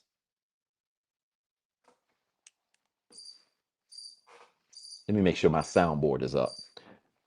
Some of this stuff y'all calling mutual effort, it's selfishness. And let me just make this real plain to y'all. Here you are working a little 9 to 5, 35 hours a week, trying to get to know somebody who working 90 hours a week. And you're measuring effort the same. Y'all not the same. Clock it. This is why I would highly suggest that when you guys are having these conversations and you're talking about things like chasing this and chasing that, I'm going to tell you, this gender war is in place in part because of unhealthy information that continues to spread. And that's why using social media nowadays, being on social media, it just gives me the creeps. There are certain people I'm tired of seeing on my feed that are in the national spotlight. And here I am. I just got visibility restriction on TikTok. I don't know why I got this. I don't know. The nose is unclear. I don't know why I got the restrict. I get restricted on TikTok every week, probably because I said TikTok restricted me. The notice just popped up on my thing. What did I say wrong? See what I mean? Meanwhile, if I got on here and talked about how ratchet we are, and if I got on here or had some hoes right here twerking, oh my God, and I was slapping them and eating little boosie chips, it'd be 2,000 people on here and I'd be in all the FYPs.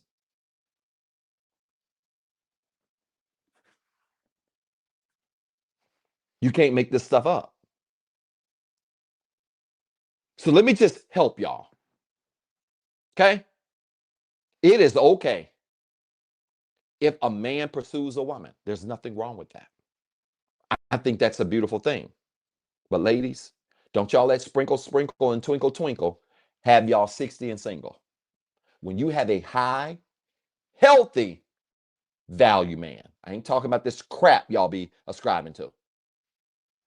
When you have a healthy, high value man who brings everything to the table because he built it, You're going to have to show some reciprocity. And if you call that being sassy, if you call that being he wants somebody to take care, you call what you want. I don't need nobody to take care of me.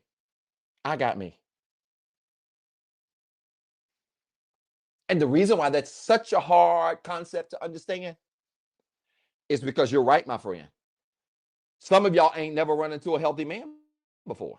And so I get your perspective. See, and I can rock with that, Patrice.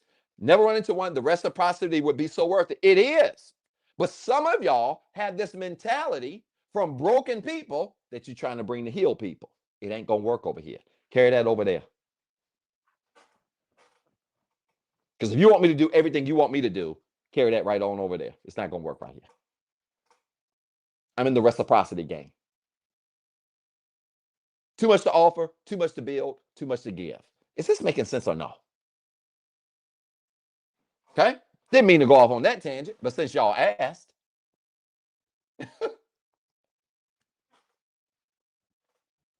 Here's the third thing I want you to think about. 5 ways to know if an environment or situation is still helpful. Y'all ready? Here's the third thing I want you to think about. Are my thoughts toward it grounded in fear? This is a big one. I need about 7 minutes on this one. Y'all with me? I got 11:05. We'll be done by 11:20, 11:25. Y'all good? Eastern time. Hey, I'm the one that got to get up on an early flight. And I got to work out twice in the morning. Okay? Are my thoughts toward the situation grounded in fear? Why is that important? Let me give you my definition of fear. Let me give you Doc's definition of fear. You ready? Another custom definition of fear. I define fear as the perceived mental and emotional threat to our well-being. Fear is the perceived mental and emotional threat to our well-being. I define fear as the perceived mental and emotional threat to our well-being. That's how I define fear. Why is that important? Well, look at the definition. If fear, I'm just going to put my iPad in my hand at this point. If fear is the perceived mental and emotional threat to well-being, then that makes fear a spirit. Uh-oh. Uh-oh. Hey, before I explain this, I need everybody to put in the chat, in all capital letters, levels. Levels. Levels. Let's go there. April, you already know where I'm going. Levels. Fear is the perceived mental and emotional threat to our well-being. It is perception. Fear is perception. Well, anything that is grounded in perception that has the ability to influence our behavior becomes a spirit.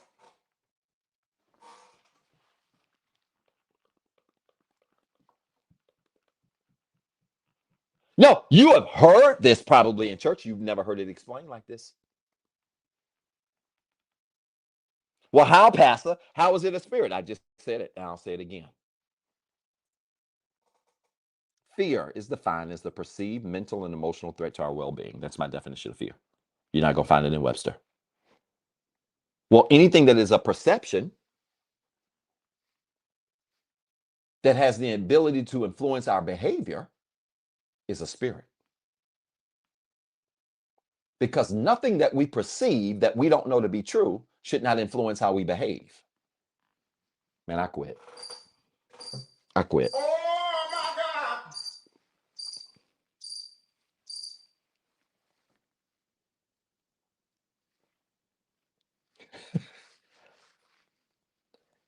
Anything that we perceive that we don't even know is real but it has the ability to influence our behavior, that makes it a spirit.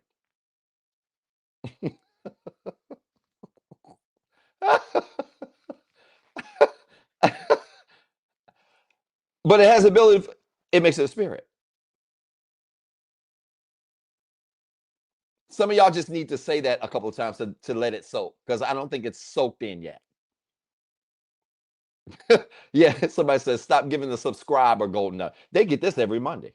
Y'all get, imagine every Monday. This is all they get. It's going to be deeper than that in a couple of months, y'all. Y'all subscribers, wait until I roll out this syllabus. Y'all going to be like, Doc, we learning all of that this year? Yeah, get ready. Y'all, what makes fear a spirit is that we don't even know if what we're perceiving is real. And yet we allow that perception to influence our behavior. And that's when it becomes spiritual.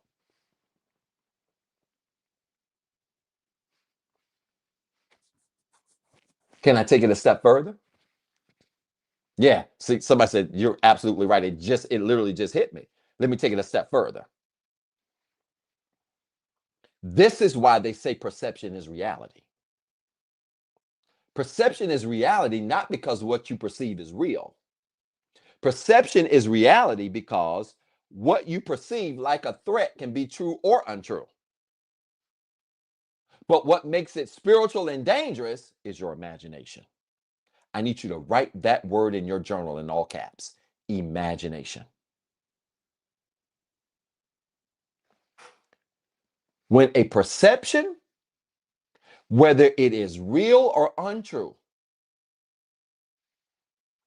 takes on the life of being able to influence your behavior, it has become your reality. And when perception has become your reality, your life is being run by the creation of your imagination.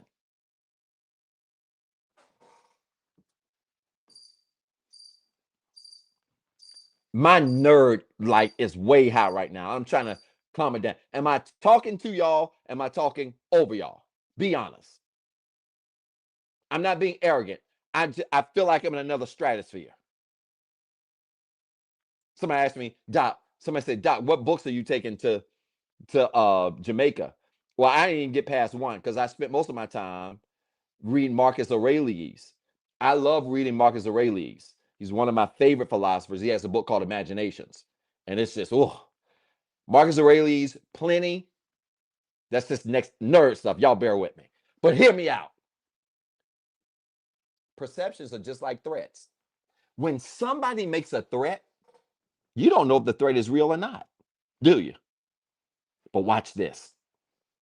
When a person makes a threat and that threat then influences your behavior, it is because the fear that came with the threat has now become a spirit. And that spirit is being controlled by your imagination.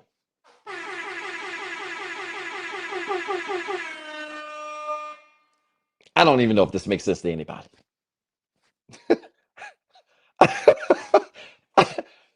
This is why, if you want to beat fear, come here, believers. Let me say something that might make sense to y'all. If you want to defeat fear, they taught us something as a believer. Hey, Muslims, atheists, y'all bear with me. I know y'all on the line. Y'all support my work. I really appreciate y'all. Y'all bear with me. Just let Doc have a 20-second moment. They taught us something as a believer. They said, if you want to get rid of fear, you have to cast down, pull down imaginations. And everything that exalts itself against the knowledge of God. Why? Because if you don't control what you imagine, because your imagination can produce great results.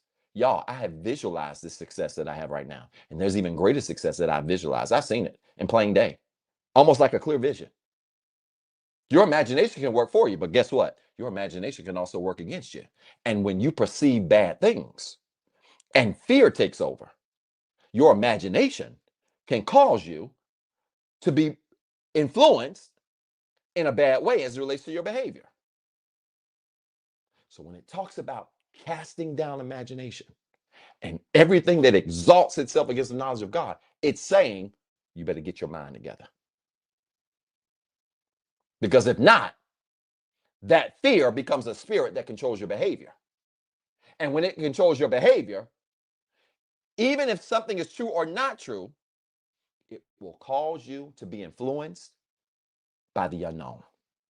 And that's what makes it a spirit.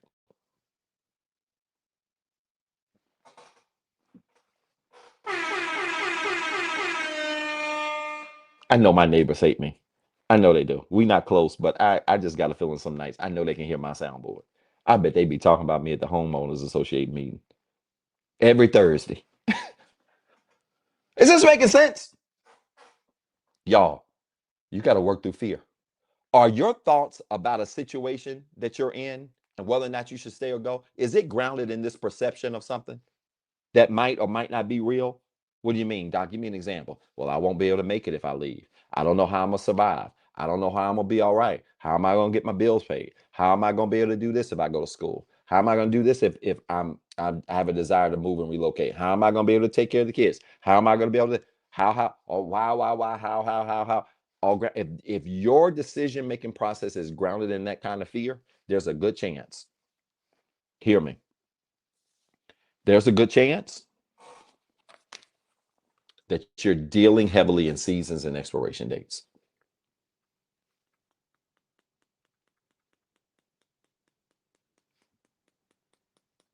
Yeah, that's another goal. My family might judge me. They might look down on me. What if this don't work? What if, shoulda, coulda, woulda? I like that, April. When in reality, you got to realize when you are willing to move beyond fear, what should we replace fear with?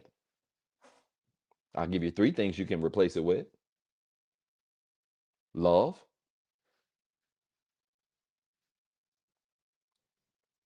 power, and a clear mind.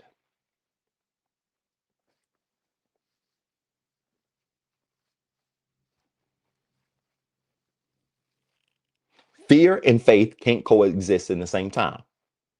Download my Triangle of Trust. That's another ebook that I have, the Triangle of Trust. Download it. The Triangle of Trust is in the Letting Go book. I spend a significant period in the Letting Go book talking about the Triangle of Trust and reestablishing trust, because the reality is fear and trust cannot coexist at the same time. So if you can't snap out of fear and snap into your faith, then there's 3 things you can work on. Love. Love is always a good answer to fear. If you're afraid that something's going to happen to you, you got to love yourself through the situation. If we looked at this in a healthy way, we wouldn't call loving ourselves just going to get our nails done. You would call loving yourself trusting your values and believing that everything is going to work out. Power. Stop whining over things that are seasonal. And exercise the strength to recognize that everything has a beginning and everything has an end. Sound mind. We just talked about that with imagination. Stop watching all this crap on social media, all this unhealthy advice that's keeping you in a chokehold and has got you mad at other genders and got you looking at your own marriage crazy with a partner that's trying. Stop. Get your mind together so that you are not controlled by your imagination and thus under the influence of the spirit called fear.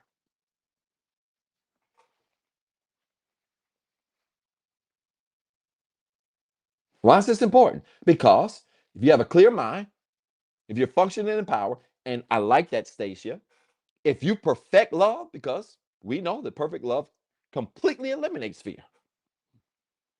If you perfect the ability to love yourself through situations and choose to get through situations by making decisions that reflect the love you have for yourself, you'll see that this stuff ain't as hard as you think it is.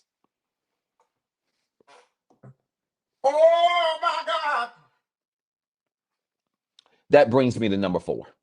I got 2 more, y'all. It's 11:19. April, I need 10 more minutes. I gotta finish 11. I gotta finish this. Y'all supporting the show? I ain't seen no salads.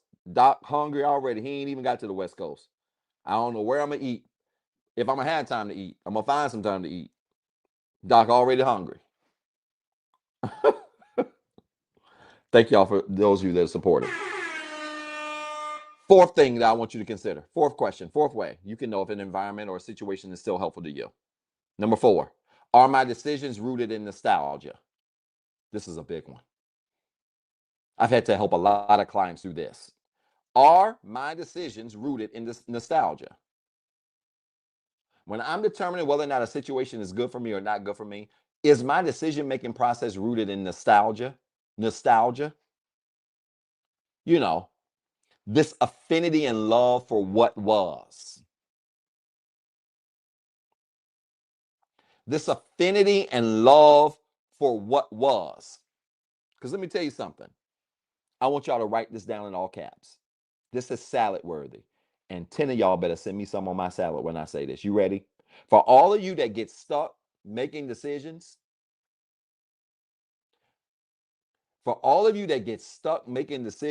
based on nostalgia, let me give you a bar that's going to help you.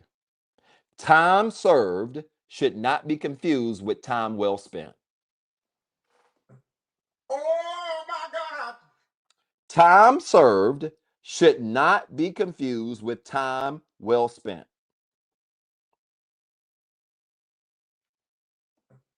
Oh my God. Yeah, that was salad worthy. Time served should not be confused with time well spent.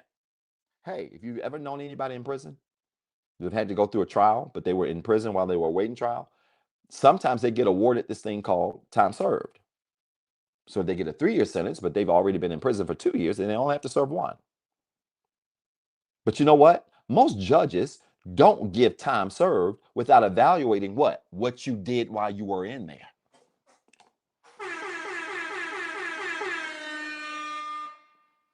So some of y'all need to think prison. Before you put people on high horses based on history, because you know how we do.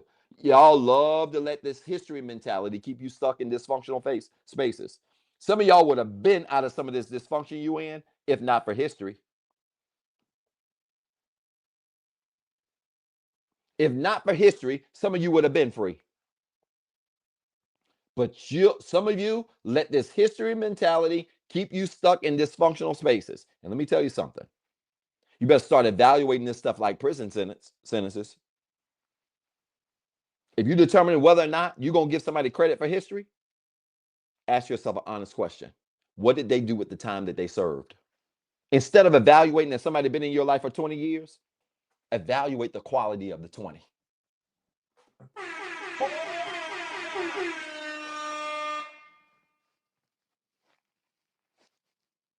That's a mindset reframe. It ain't about whether or not you had 15 years with a person. It is about the quality of the 15. Just like a judge looks at a person who got a 3-year sentence, but they spent 2.5 already waiting trial during the trial. That judge ain't gonna just grant that automatically. Well, they spent 2.5. That can That judge is gonna ask questions like, what did they do while they were in prison? Were they involved in any programs? Did they get any rehabilitation? You know why? Because we gotta stop confusing time served with time well spent.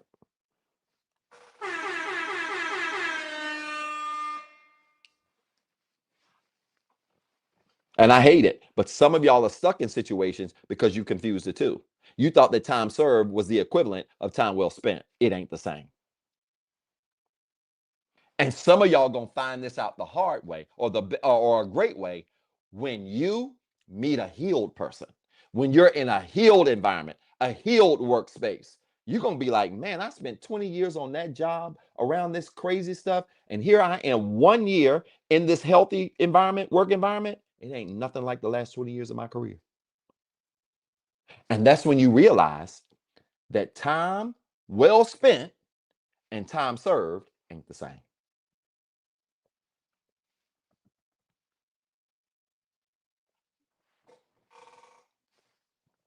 That makes sense? Here's the fifth and the last one. Y'all support the show. This is your last chance to support before we go tonight. Here's the fifth thing that I want you to consider that'll help you. So let me run back through these really quickly for those of you that are just tuned in. 5 ways to know if an environment or a situation is still helpful to you based on this awesome diagram that we had that hopefully I can leave up on time, seasons, and expiration dates. 5 ways you can know whether or not an environment or situation is still helpful. Number 1, is there alignment with my values? Is there alignment with my values? Number 1. Number 2, is there mutual effort involved? Is there mutual effort involved? Number 3, are my thoughts toward it grounded in fear? Are my thoughts toward this situation grounded in fear? In other words, am I being paralyzed or making my decision based on fear? You got to be honest. It's going to require self-awareness to answer that. I didn't even say that earlier, but I want you to put that down. I didn't even have that in my notes, but it's important. That number 3 requires self-awareness. What's self-awareness, y'all? You've been following my work. It's honesty about who you are, where you are, what you're doing. Okay? Number 4, are my decisions rooted in nostalgia? Are my decisions rooted in nostalgia? Okay? And number 5, this is a big one. If you want to think about whether or not an environment or situation is still helpful to you, I want you to ask yourself this question. How did you gain the environment or situation in the first place? I'm going to explain. How did you gain the environment or situation in the first place? Leanne, thank you so much, dear. I appreciate your support. Oh my God. How did you gain the environment or situation in the first place?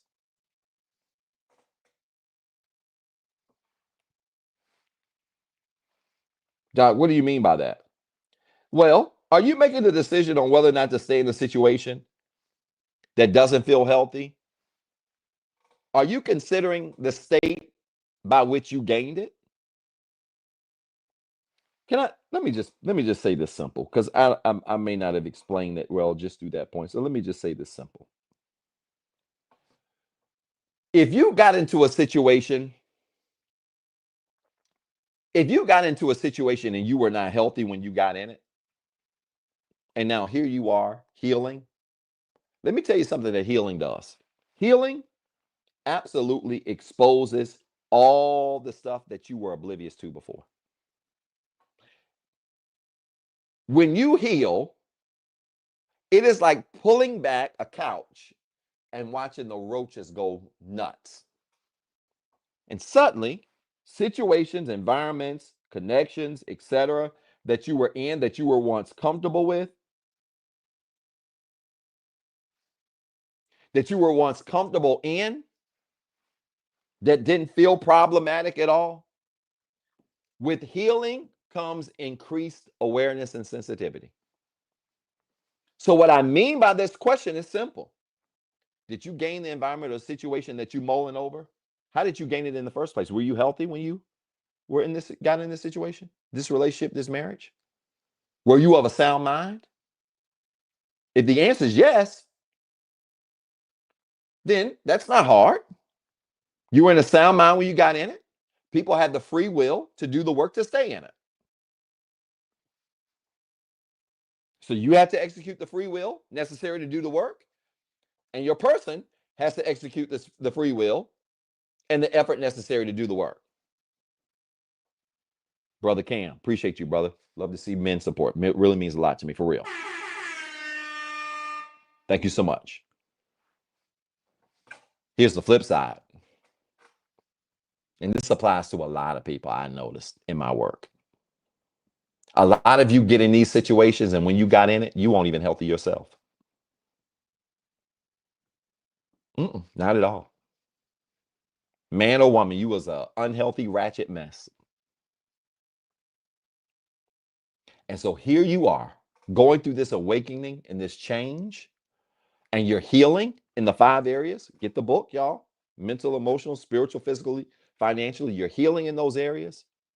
And now here you are in a situation where you're evaluating it and you're asking yourself, how should I handle this situation or this environment? Well, what state of mind were you in when you first gained it? Because I'm telling you, I don't care if it's over a relationship or buying a car. It's hard to trust any decision you make when you don't have a sound mind.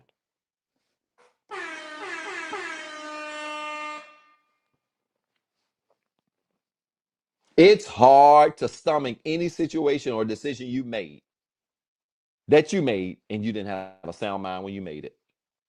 You don't believe it? Get healed and start looking back at some of the decisions you made. I was talking to a good friend of mine about this. He and I were laughing. I was like, bro, I don't have many regrets in my life. Not at all. But let me tell you something. There are some situations, decisions I made that I promise you, if I could tweak some things here and there, I know I wouldn't make them decisions again. It's easy to look at things in a more clear way when you gain an understanding of the environment or the situation in the first place, how you gained it in the first place. And if your mind wasn't sane and clear when you gain whatever it is that you're mulling over, you have to take that into consideration, combined with the fact, how are people showing up? What kind of effort are they giving? What's this history that I'm holding on to? Is it in quality or quantity? Right? The 5 things that I gave you, they all work together. But some of us got stuff a bad way, and now we mulling over something we got bad. Let me put it plain. You cheated to get them. You took her from somebody else. Now it ain't working out, but you going back and forth on what you should do. Sometimes we can just think about how we got it. Because my grandma also used to say, whatever way you get something, it's the same way you're going to lose it. Oh my God.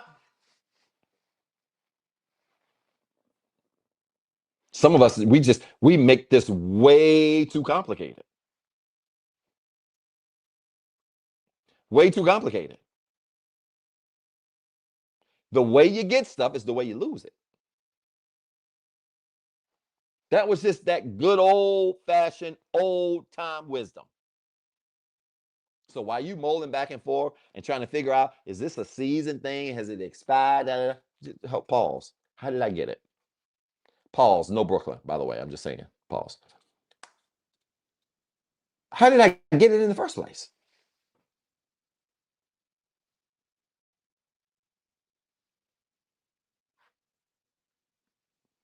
Oh, y'all. Oh, Lord, my moderators then went off over here. Y'all, my moderators then got somebody. Look, y'all. This is so funny. I'm so glad I saw this. The boy, y'all jumped on them like a bee. Good God, that was fast. I didn't even know. Somebody put in TikTok. You need to ditch that funky hat. It makes you seem unsophisticated and not believable or serious. I imagine her to be sitting in her chair, digging in her feet and smelling her fingers. Eagles don't come down to birds, y'all. See how ignorant we sound when we speak on stuff that we don't know what we're talking about? How many times I've explained this hat? Thank y'all, moderators. Y'all are something else. I love you. I ain't even noticed it. I just looked up and I saw block, Eagles. Yeah, I'm just saying. That's why I don't play with birds, y'all. Because y'all be like, when they go high, low, we go high, something like that. Baby, I have to stay healed because I know what I'm capable of. You go low, I'm going to the depths of Sheol. Sheol is Greek for hell. I'm just telling you, you got to know your limits. Hey, y'all, was this helpful? Huh?